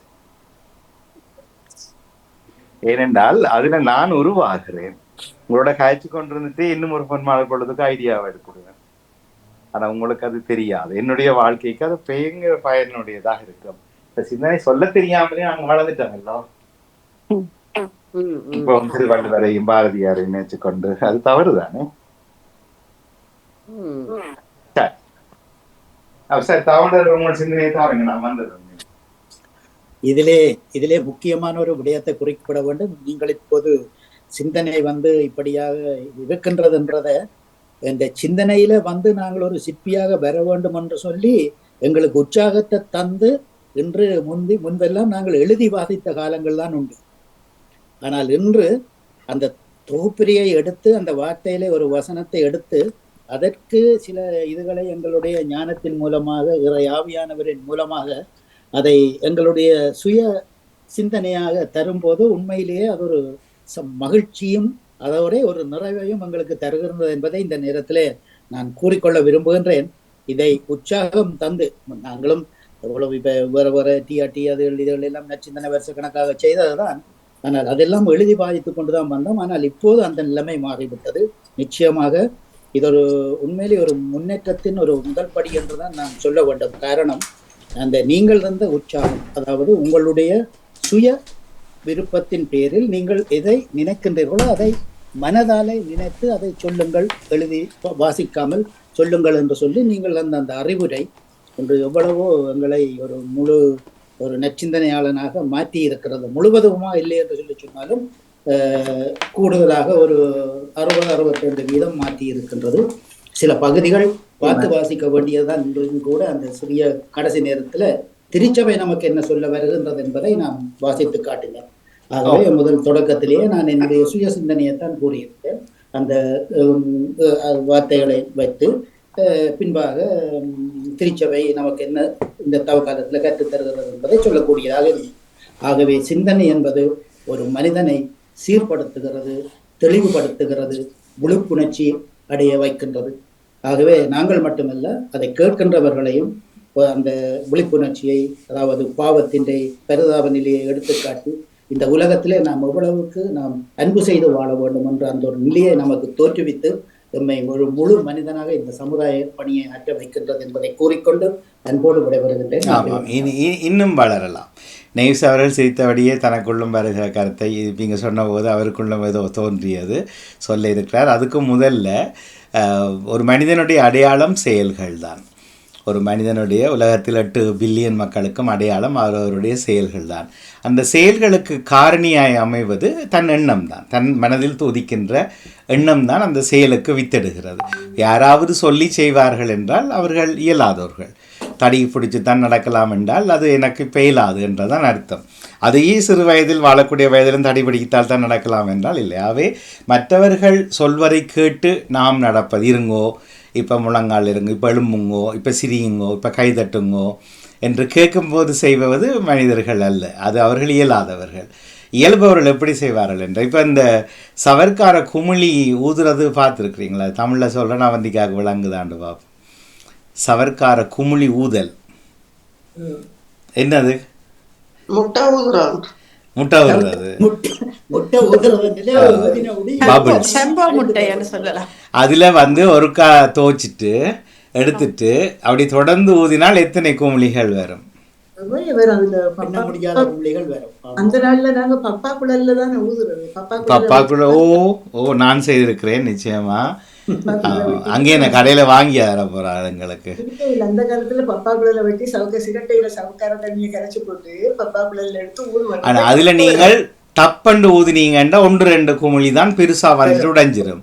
நீங்க நல்லா மூச்சு எடுத்துட்டு ஆழமாக மெதுவா ஊதி கொண்டுருங்க. அவந்திக்கா வீட்டை இருந்தால் கொண்டு வாங்க, அந்த குமிழ் பபுள் ஊதுறது சவுக்காரத்தில் துவைச்சிட்டு இருந்தவருக்கா செய்து காட்டுங்க. அத்மிகாவையும் கூட்டிகிட்டு வாங்க, அத்மிகாவையும். அது ஆழமாக போனால் எத்தனை குமிழிகள் வரும், அப்படியே தொடர்ந்து போகும். எவ்வளவு ஆனந்தம்! இது என்னால் உருவான குமிழிகள். சவுக்காரத்தில் தோய்த்திருக்கலாம், ஆனால் என்னால் உருவாக்கப்பட்ட இவ்வளோ. எந்த பிள்ளையும் அப்படி ஒன்றை கொடுத்தா அது ஒரு வயசுல இருந்தே ஆனந்திக்கும், கையொட்டி சிரிக்கும், தானம் செய்யும். ஓடி போய் அதை பிடிக்கிறது, பிடிக்க போவாங்க, பிடிச்ச போய் உடையிறது, அதெல்லாம் ஒரு சந்தோஷம் தான். ஓ, அது இந்த வயதுல செய்தால் நாங்கள் சந்தோஷப்பட மாட்டோம். இப்பயும் சந்தோஷம். நாம் செய்யாட்டிலும் என் ஒரு பிள்ளை செய்தால் அதையும் பார்த்து கொண்டு அந்த பிள்ளை கைதட்டி சிரிச்சு அது சாதிக்கும். தான் தான் இந்த குமிழை உருவாக்கினேன் என்று. அதே போல நாங்களும் ஒருக்கா வாங்கி நாங்களும் எப்பவும் ஊறி பார்ப்போம். பேர குழந்தையரிடம் வாங்கி ஊறி பார்ப்போம் கண்டிப்பாக. அதை ஆக்களுக்கு மற்றவை என்ன சிரிப்பினவென்றக்காக பயந்தா அது அவற்றை சொந்த அவருக்கு மயிர் கொட்டி தோளில் இல்லை காதுக்குள்ளே ஓட்டுதுன்னு அர்த்தம். அதுபோலத்தான் சிந்தனைங்கிறது ஒரு பெரும் சிற்பம். அதுதான் அடிக்கடி சொல்வோம். இந்த உலகத்தினுடைய இன்றைய அத்தனை படைப்புகளுக்கும் ஒவ்வொரு தனி மனிதனுடைய கற்பனை தான் காரணம். அவன் சிந்தித்தான், அதை செயலூக்கம் செய்தான். இருக்கிற காலத்தில் ஏற்றுக்கொள்ளப்படாட்டிலும் கொஞ்ச காலத்துக்கு, இறந்த காலத்துக்கு பிறகு கூட அதை இன்று உலகம் அனுபவிக்கிறோம் இல்லையா? அதே போலத்தான் இந்த செயற்கை நுண்ணறிவுங்கிற பகுதி பார்த்தால் யாரோ ஒரு மனிதன் முதலில் சிந்தித்திருப்பான், நான் இருந்து கொண்டே எல்லாம் செய்யலாமா, நான் இருந்து கொண்டே அமெரிக்காவுக்கு, லண்டன்லேருந்து அமெரிக்காவுக்கு போகலாமா என்றெல்லாம் சிந்தித்திருப்பார்கள். அதோட சாட்டாக இன்று இளையோர்களுடைய ஆக்கத்தில் யார் யார் வருகிறார்களோ தெரியவில்லை. சுனிதா வில்லியம்ஸ் என்று யாரையாவது கேள்விப்பட்டீங்களா? சுனிதா வில்லியம்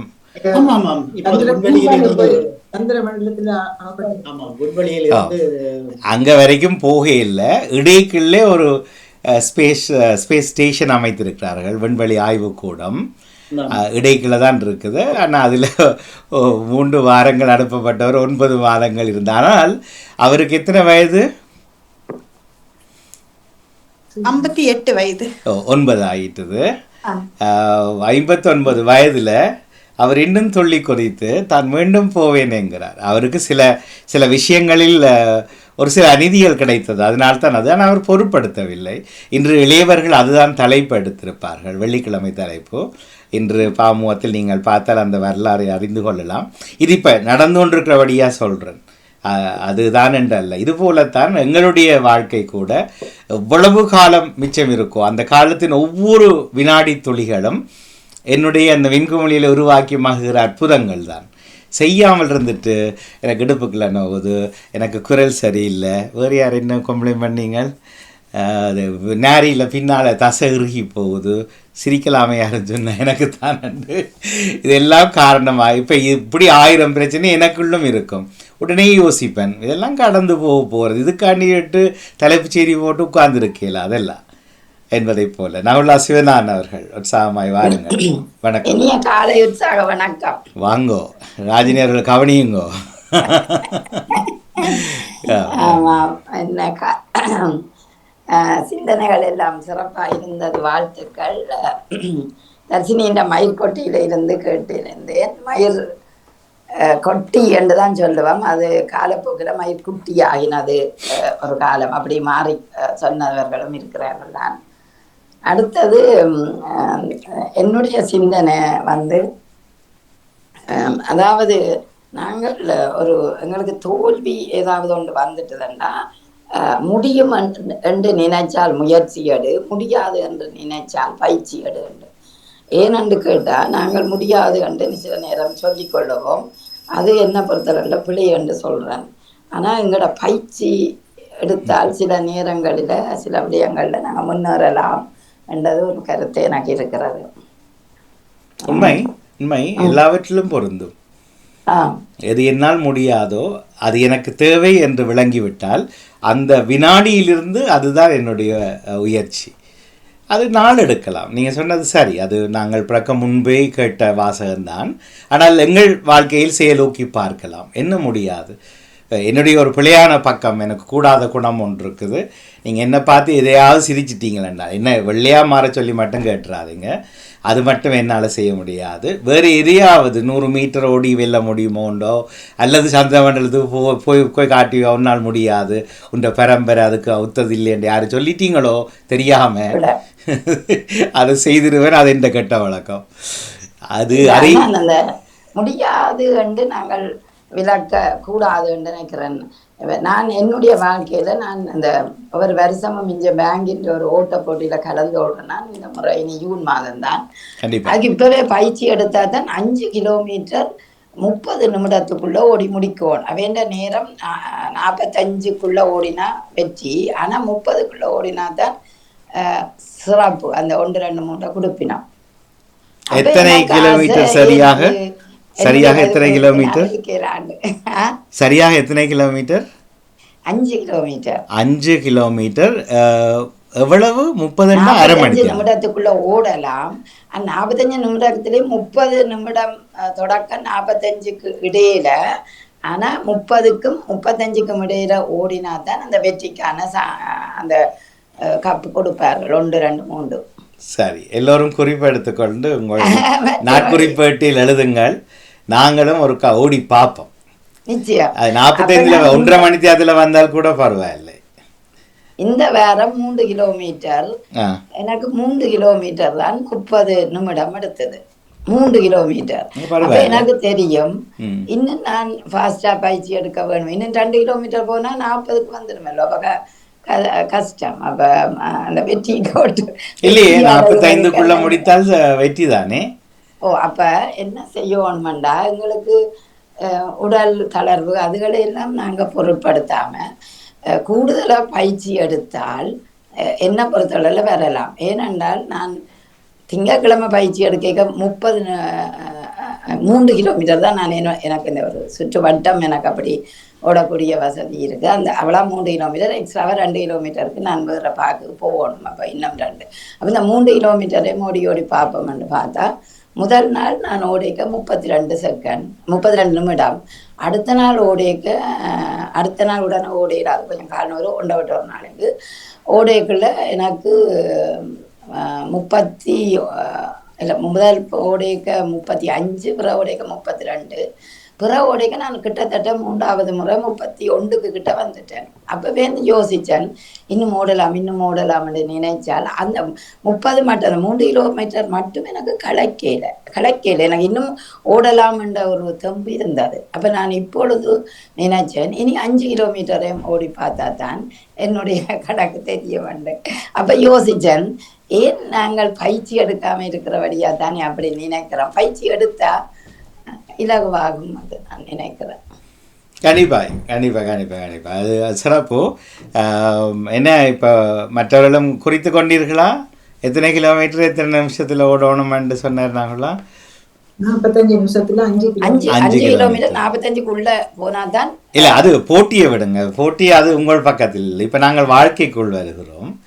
நாங்கள் வேண்டா இருள் சூரியன் மெல்ல தலை காட்டுவதற்கு முன்பதாக ரகசியமாக ஓடி பார்ப்போம் மெதுவாக.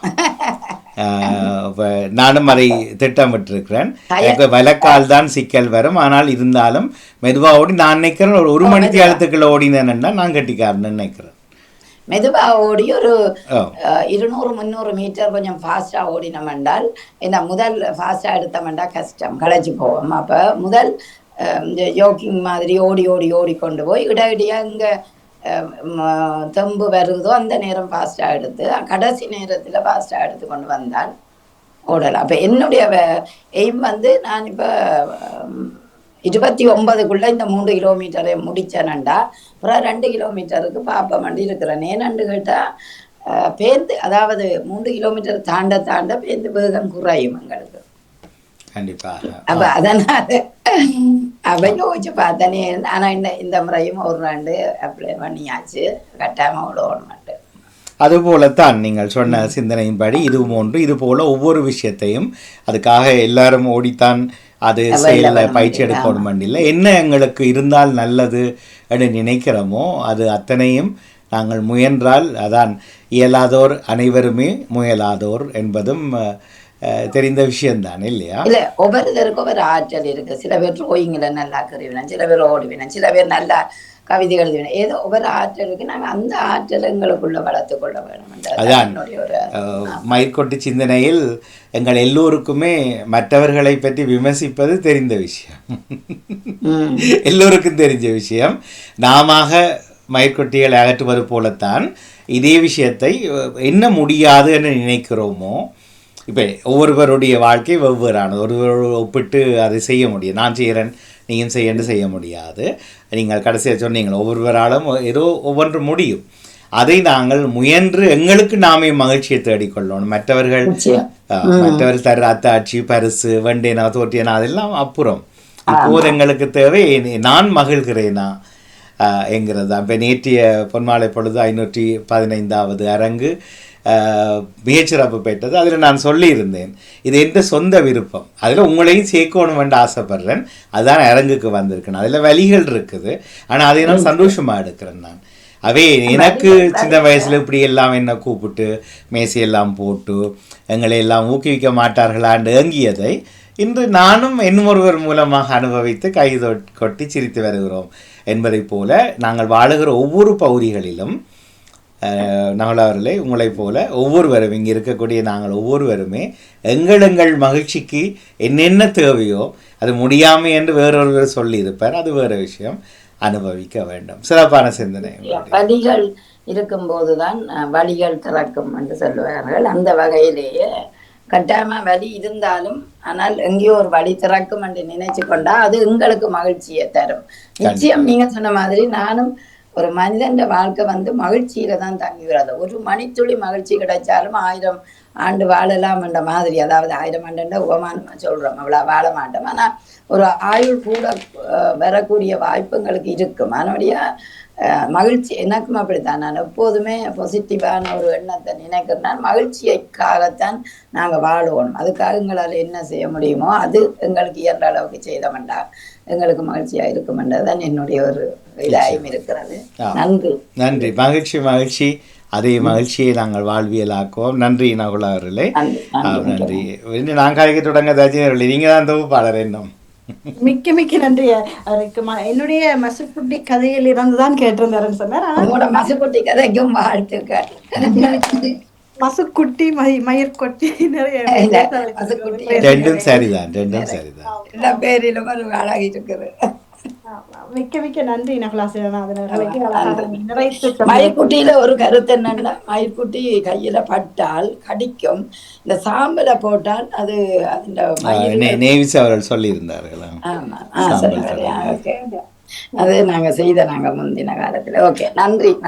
வணக்கம். மிக்க நன்றி டேவிட். நான் சொன்ன மாதிரி நிறையவே எங்களுக்கு தேவையான பக்கங்களை தான் கொண்டு வந்திருக்கிறது இந்த மயிர்கொட்டி. மிக்க நன்றி. அதிபருடைய சிந்தனை ரொம்ப பிடிச்சிருந்தது எனக்கு. நிச்சயமாக அந்த பதிவிதனை தனியாக எடுத்து எங்கள் பகுதியில் போடுவதற்குரிய ஆயத்தம் நிச்சயம் தருவேன் என்று கேட்டு, நீங்களும் கேட்காமல் இருந்தவர்கள் நிச்சயமாக கேளுங்கள் என்று அவர்களுக்காக மட்டும். தொடரும் பொது சிந்தனை.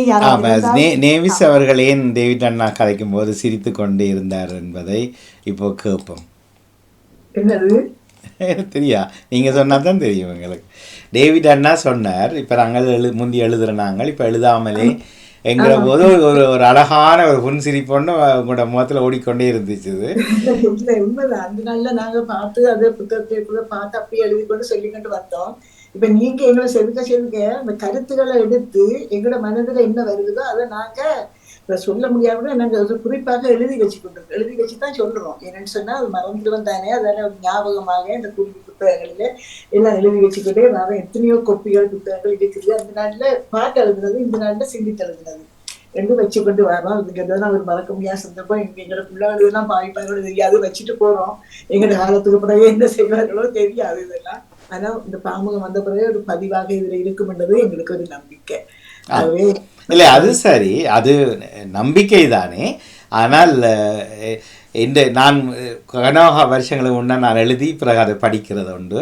அது என்னுடைய வாசகம். இறைவன் என்னை படைத்தனன், தன்னை போல நீயும் படை என்று எண்ணி, அப்படி படைக்குங்கால் எந்த இறைவனே தன் படைப்பை என்னை எண்ணி அந்த இறைவனே வியந்து போகிறான். சொன்னதை செய்யணும், சொன்னதை திருப்பி சொல்லணும் என்றது நியதி கிடையாது. அது சக மனிதன் போடுகிற கட்டளை. இப்படித்தான் சல்யூட் பண்ணணும், இப்படித்தான் துவக்கெடுக்கணும், இப்படித்தான் நண்பனை சுடணும் என்று ஒருவர் சொல்லி தருவார். சரியா? இல்லை, இப்படி துவக்க எடுக்கலாம், ஆனால் நண்பனை சுட தேவையில்லை. நான் இந்த துப்பாக்கி சின்னங்களிலிருந்து நான் சமாதானங்களை பிறப்பிப்பேன் என்பது என்னுடைய சிந்தனையாக இருக்கும்.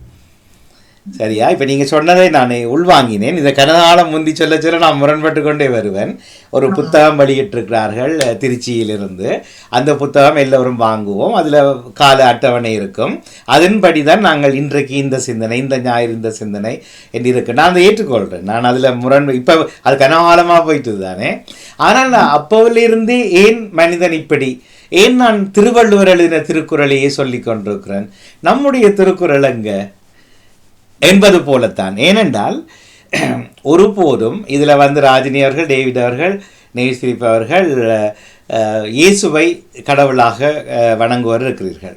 ஆனால் நான் என்னுடைய தெளிவு, நான் உங்களோட விவாதத்துக்கு வரவே மாட்டேன். மூவருமே 3 வெவ்வேறு இயேசுக்களைத்தான் வணங்குகிறீர்கள். எங்கே நீங்கள் உங்களை ஒன்றுபடுத்த பார்த்தார்கள் என்றால், ஒரு மனிதன் சிந்தித்தான், இல்லை இதை வளர்க்க வேணும், இப்போ இயக்கத்தை வளர்க்கணும், இந்த ஒரு தலைவரைத்தான் நாங்கள் வைக்கணும், இவற்றை காலத்தில் விடுதலை இல்லாண்டா இல்லை நாங்கள் ஒன்றுமே எடுக்க மாட்டோம் என்று சொல்லணும் என்று ஒரு மனிதன் நினைத்தான். எங்கள் எல்லாரையும் நம்ப பண்ணி விட்டுட்டான். இன்றைய பாருங்க, ஒன்றுமே இல்லை. யூடியூபர்களை அழைப்போம், இவர்களால் பிச்சைக்காரர்களை ஈழத்தில் உருவாக்குறோம் என்று புலம்புகிறோம். அதே போலத்தான் இயேசுவை நாங்கள் நினைத்து ஒருவன் எழுதின புத்தகத்தை தொடர்ந்தால் ஒரு இயேசுவை பற்றி நாங்கள் நினைப்போம். 8 பில்லியன் மக்களுக்கும் இன்று வாழுகிறவர்களுக்கு ஒருவருக்கொருவர் ஒரே விதமான எங்கள் பழக்க வழக்க பண்புகள் மற்றது அடிப்படை கூறுகள் இருக்கவே இருக்காது. அது தெரிந்த உண்மைதானே.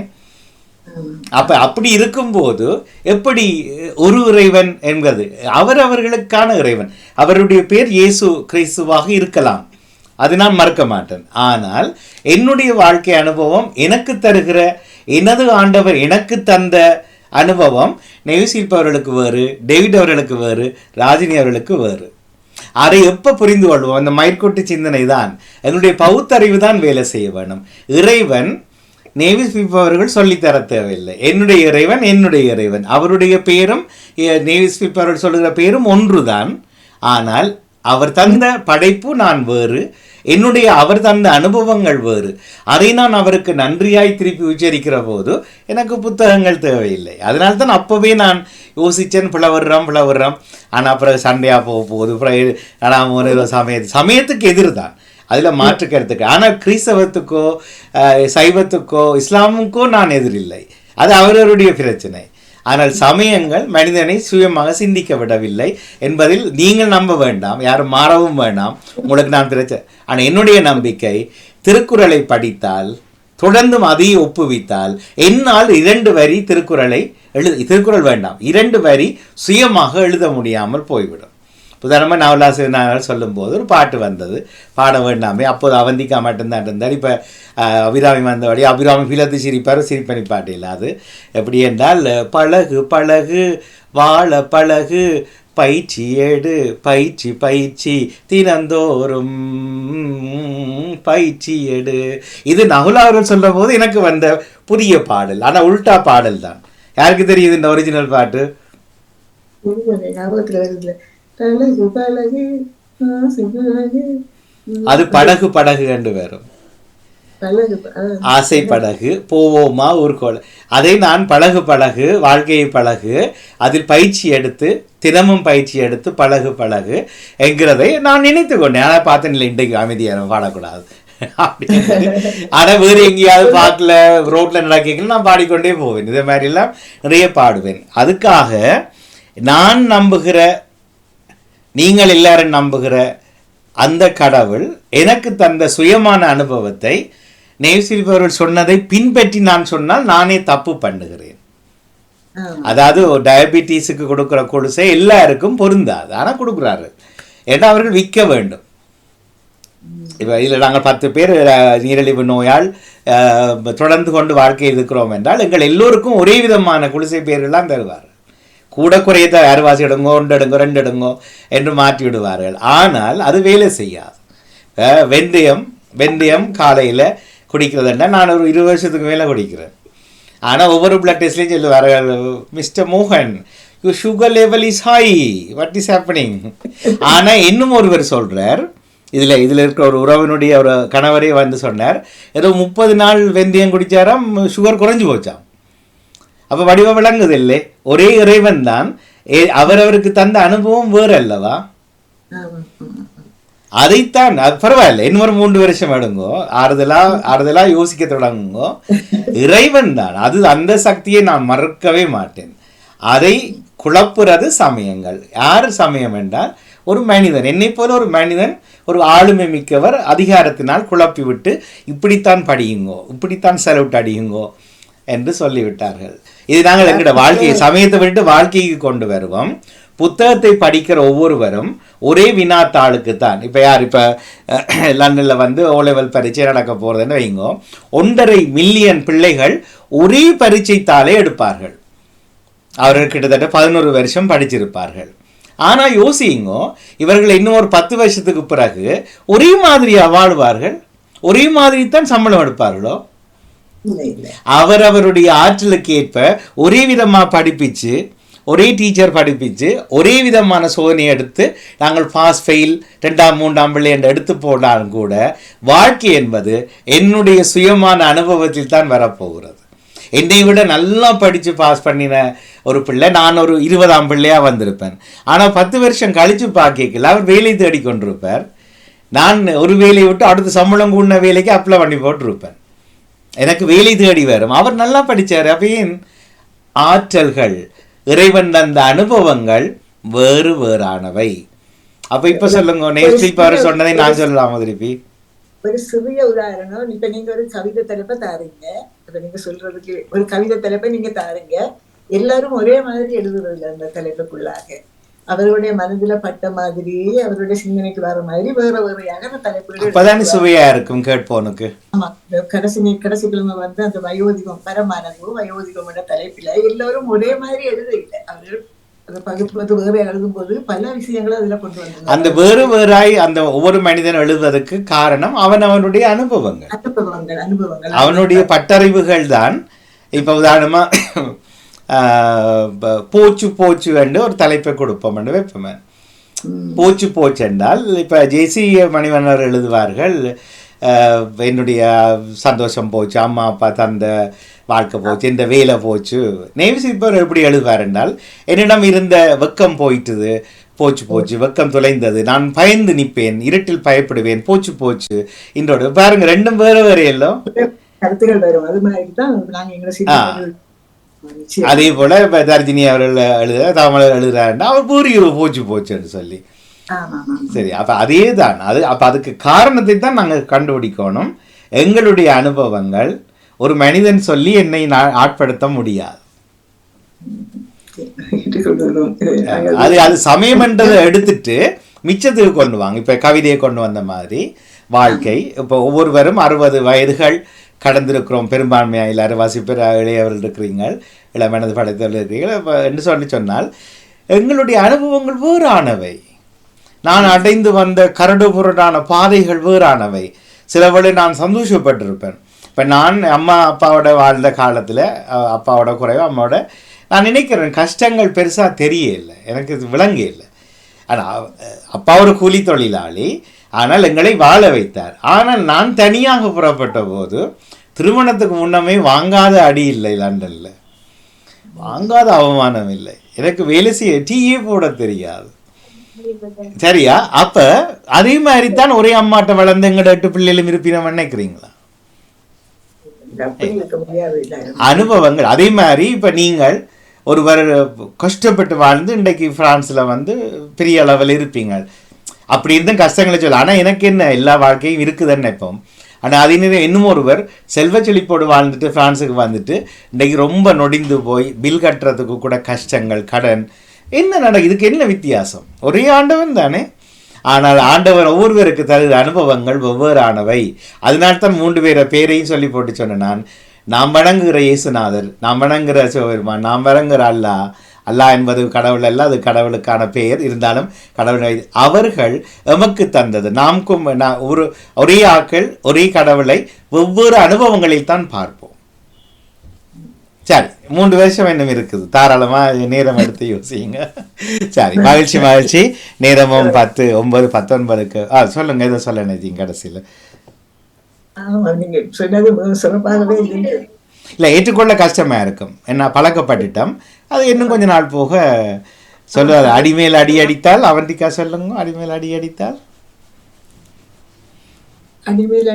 என்ன வரும் சொல்லுங்க, பழமொழி.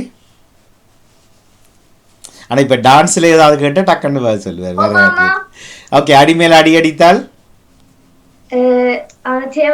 பழமொழி புதுசா கிடக்கு. புதுசா இருக்கு. அபிராமியும் நகர்வார், அபிராமியும் திருந்துவார் என்றதான் அந்த பழமொழி. அடிமேல் அடி அடித்தால் தடியால், அடிமேல் அடி அடித்தால் அபிராமியும் திருந்துவார். நல்லா இருக்குது, நல்ல பழமொழி. இல்ல, அவர் சொன்ன தான் கேட்கலையே உள்டா ஆனா வரிசையில் வந்தது தானே. சரியா?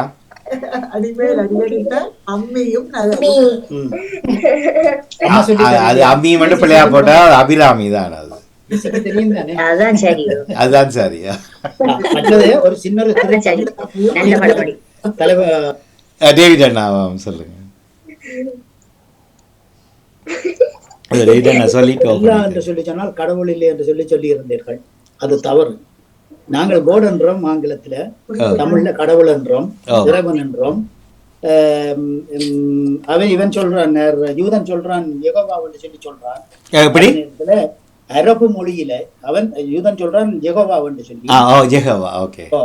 மற்றது அதே நேரத்துல அல்லாஹ் என்றது அரபு மொழியில இறைவன், கடவுள், இறைவன், கடவுள். அதைத்தான் சொல்ல வந்தேன். ஓகே. அதில் இயேசு கிறிஸ்துவையும் அவர்கள் ஒரு தூதராகத்தான் இஸ்லாத்தில். முகமது நபி வந்து அவரது சமய பெரிய, அதே போலத்தானே அவர்கள் இயேசுநாதரையும் ஒரு தூதராகத்தான் பார்க்கிறோம். அவரும் ஒரு தூதர் தான். ஆனால் கெட்டிக்காரனான முகமது நபி அண்ணன் அவர்கள் தனக்கு பிறகு எந்த தூதரும் வரமாட்டார் என்று அவர் அதிகாரத்தால் எழுதி வைத்தார். இப்ப எங்களுடைய அங்கதான் ஒரு இருக்கு. இவ தங்கச்சிட்ட வஹிதாவிட்ட கேட்டு பாருங்க, அவ சொல்லுவா. அவ கூப்பிட்டா நிப்பாட்ட மாட்டா. இல்ல ஈசா வருவார், மறுபடியும் ஈசா நபி வருவார் என்று சொல்லி. இல்ல, மறுபடியும் அதே ஈசா நபி தான் வருவார். அது நான் தவறு. இப்ப உதாரணமாக நான் யதார்த்தத்தில் சொல்லுகிறேன், எங்களுக்கு ஒரு மேதகு தான் இருக்கலாம் என்று நான் நிற்கிறோம். ஆனா அவர் மீண்டும் வருவார் என்கிறது அதே மேதகு வர வேண்டும். அப்படி இல்லை, 1000 மேதகுக்கள் வர வேண்டும் என்பதுதான் அந்த மேதகுக்கு நாங்கள் கொடுக்கிற மரியாதை. ஆனால் ஒரு சட்ட புத்தகத்தில் எழுதி வைத்து விடுவார்கள் துப்பாக்கி கொண்டு, இனிமேல் ஜென்மத்தில் ஒரு மேதகு தான். இதை நீங்கள் முகமது நபியோடு இப்போ ஒப்பிட்டு இப்போ கதைங்க. இல்லை, இப்ப அதாவது முகமது நபியே அவர் எழுதி வச்சு அந்த குரானில வந்து எழுதி வச்சு அந்த வார்த்தையைத்தான் அவர் இப்பவும் நம்பிக்கொண்டிருக்கின்றார்கள். அதாவது ஈசா நபி எல்லாரையும் அவையில் இப்ப நாங்கள் ஒவ்வொரு இப்ராஹிம் நபி, ஆபிரகாம வந்து அவையில் இப்ராஹிம் நபி என்று சொல்லி சொல்லுவினோம். மோசையை வந்து மூசா நபி என்று சொல்லி சொல்லுவினோம். தாவீதை வந்து தாவூத் நபி என்று சொல்லி சொல்லுவோம். யோசேப்பை வந்து யூசுப் நபி என்று சொல்லி, அப்ப அந்த காலத்துல உள்ள அந்த இறைவாக்கினர்கள் என்று சொல்லி அந்த தீர்க்கதரிசிகள் என்று சொல்லக்கூடிய அத்தனை பேரையும் அவர்கள் அந்த நபி என்று சொல்லுவது வழக்கம். அதே போலதான் இப்ப முகமது நபியையும் சொல்லி இந்த ஈசான்றது அவர்கள் இயேசுவைத்தான் ஈசான்றது அரபு மொழியில அவர்கள் ஈசா நபி மீண்டும் வருவார் என்று சொல்லி அந்த நம்பிக்கையோட அவர்கள் யூதர் இல்லை, மேதகு மீண்டும் வருவார் நாங்க நம்புறோம் தானே. இப்ப அதனால் அதே மேதகு 73 வயசுல வருவார் என்றது எங்களுடைய முக்குத்தனம் அது. ஆனால் மேதகு வருவார் தானே, அதுதான் நீங்கள் ஈசா வருவார் ஒரு நம்பிக்கை. ஆனால் நாம் எல்லோரும் ஈசாக்கள் என்பதை மறந்து விட்டோம். பஜிதா முகமது அவர்கள் ஒரு ஈசா. அதாவது இந்த திருச்சபை என்னன்னு சொன்னால் அந்த வேர்டு படுவதில் எப்பவும் அவங்களுடைய அந்த இப்ப இஸ்லாம் மதம் முழுக்க இப்ப பழைய ஏற்பாட்டுல நாங்கள் எதை பின்பற்றுறோமோ, பழைய ஏற்பாட்டுல யூதனும் கிறிஸ்தவர்களும் எதை இதன்றோமோ அது அந்த 5 புத்தகத்தை கூடுதலாக அதனுடைய தொடர்ச்சி தான். அதுதான் கெட்டித்தனமாக இந்த இஸ்லாமிய மேதகு என்ன செய்து விட்டார் என்றால், எனக்கு இதுதான் இறுதி தூதர் என்று அவர் தன்னுடைய அதிகாரத்தால் அதை எழுதி எங்களை நம்ப வைத்து விட்டார்.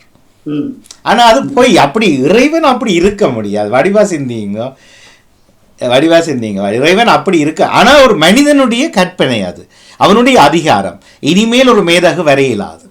நீங்க ஒரு மேதகுவையும் இன்னும் ஒருவரை இப்போ உங்களுக்கு பிடித்த ஒரு சுயேட்சை வேட்பாளரை நீங்கள் மேதகு என்று சொன்னதுக்காக, மேதகு 2 என்று சொன்னதுக்காக எத்தனை பேர் 2025 வருஷம் என்று சொல்லி நன்றார்கள். ஆனால் முகமது நபி அதுக்கு பிறகு 600 வருஷத்துக்கு பிறகுதான் முகமது நபி வந்திருக்கிறார். 1400 வருஷமாக 1425 வருஷமாக அந்த அவர்கள் இஸ்லாமிய மக்கள் கடைபிடித்துக் கொண்டு வருகிறார்கள். ஆகவே அவர்களுக்கு கண்ட ஒரு மத கோட்பாடுகள், அவர்களுக்கு ஒரு ஷரியா சட்டங்கள் இருக்கின்றது. ஆகவே அவர்கள் அதை பின்பற்றி நடக்கிறார்கள். ஆகவே அந்த நபி சொன்னதை அவர்கள் மீண்டுமாக சொல்கிறார்கள், ஈசா நபி வருவார் என்று சொல்லி. அதே போல மேதகு வருவார் என்று நிதி திரட்டல்கள் நிறைய நடக்குது. ஈசா நபி வருவார்கள் என்று இன்னும் சமயங்கள், கோயில்கள், தேவாலயங்கள் எல்லாம் இன்னும் பாஸ்டர் வேற எல்லாம் உருவாகி கொண்டிருக்கிறார்கள். நீங்க வடிவா யோசிச்ச வேண்டால், இப்ப நாங்க அந்த ஒரு தனிப்பட்ட குற்றச்சாட்டை நினைக்காம பொதுவான வழியில யோசிச்ச வேண்டால், எல்லாமே ஒன்றை வைத்து ஒன்றை கற்பனைகளை அவர் நிஜங்களாக்கி பணம் உழைத்து வாழ்க்கையாக்குறார்கள். நீங்க வடிவா நான் மேதகு ஈசா ரெண்டையும் எனக்கு இதுல நான் தெளிவாகவே இருக்கிறேன். நான் இதுல ஒன்றும் தவறில்லை தானே.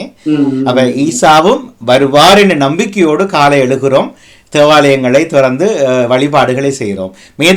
மேதகு அவர்கள் வருவார்கள் என்ற எண்ணத்தில் அவருடைய எண்ணத்தை நாங்கள் வலுவாக்குவதற்காக நிதிகளை திரட்டுகிறோம், ஆங்காங்கே கூட்டங்களை.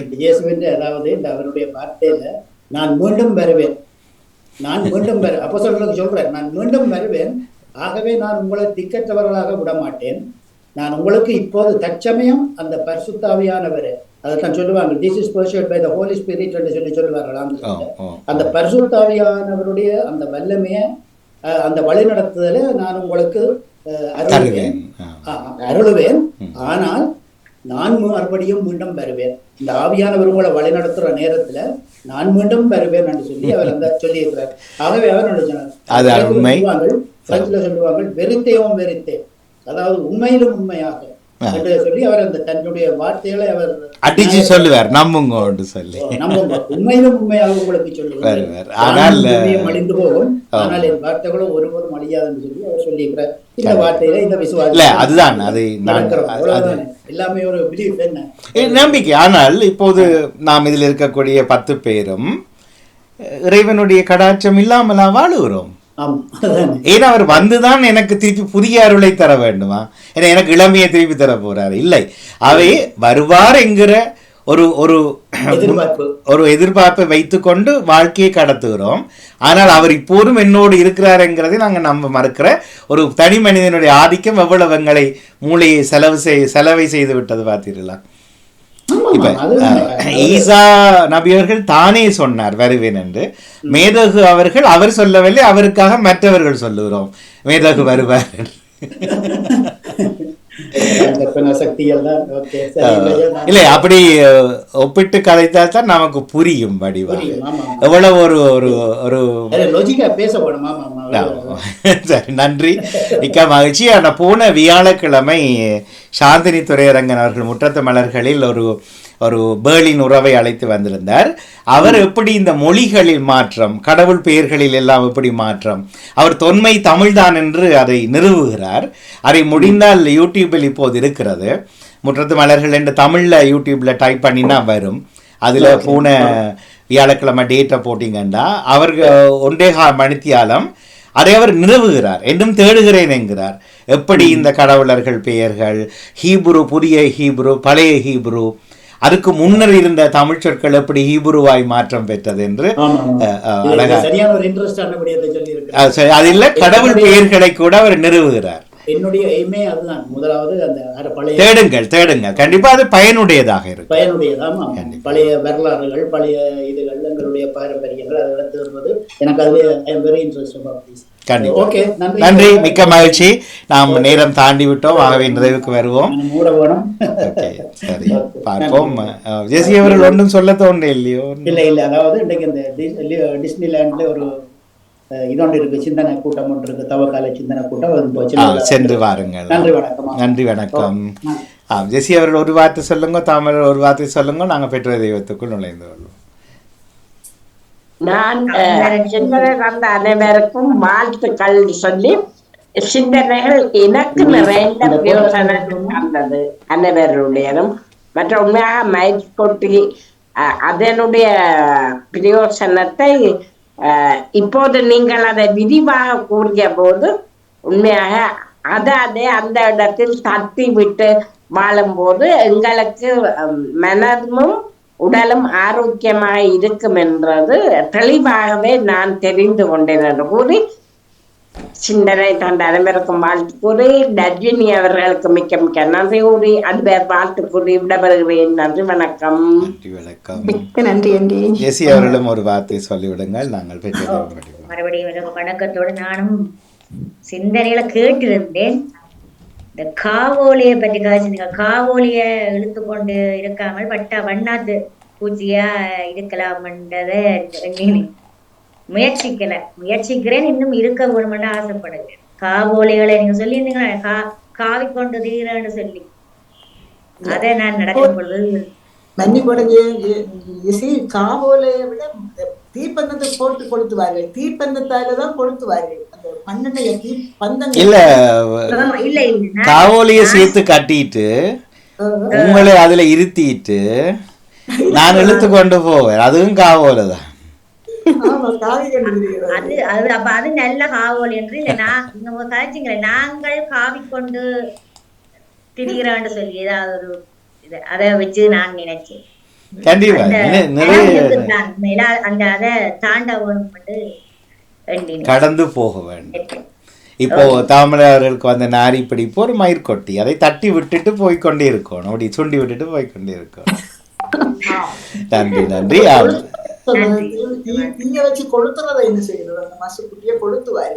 இல்ல, பந்தம் கொளுத்துவார்கள். ஆனால் காவோலிய சுத்தி போட்டு அது முலாசி எரியும், டக்கண்டு கெரியா எரியும். காய்ந்த ஓலை தானே காவோலை.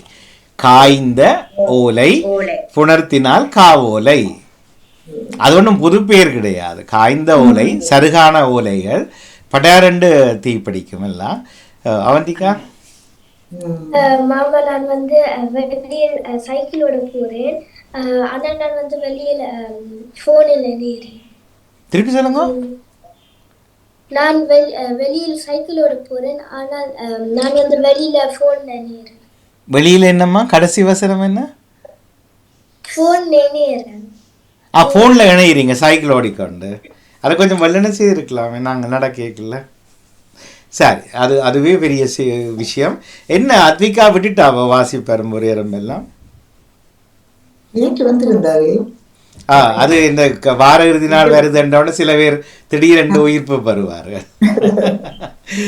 ஓகே, சரி. நிப்பாட்டுன்னா நிப்பாட்டிட சொல்லுங்க, தொடர்றன்னா ஒவ்வொரு நாளும் செய்யணும்னு சொல்லுங்க. என்ன அவர் வருவார் அனுப்ப சைக்கிளோட?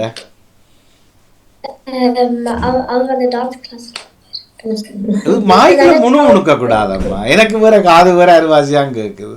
வடிவா சொல்லும், பேச்சு போட்டிக்கு போற மாதிரி சொல்லணும். வடிவ என்ன தங்கச்சி நடன வகுப்புக்கு போயிருக்கிறான். வகுப்பு நடன வகுப்பா? யா அல்லா. நன்றி வணக்கம். சரி, ஓகே, சரி, நடன வகுப்பு டீச்சர் உங்களை கேட்டுமே. நன்றி வணக்கம். நன்றி வணக்கம். இப்போது நாம்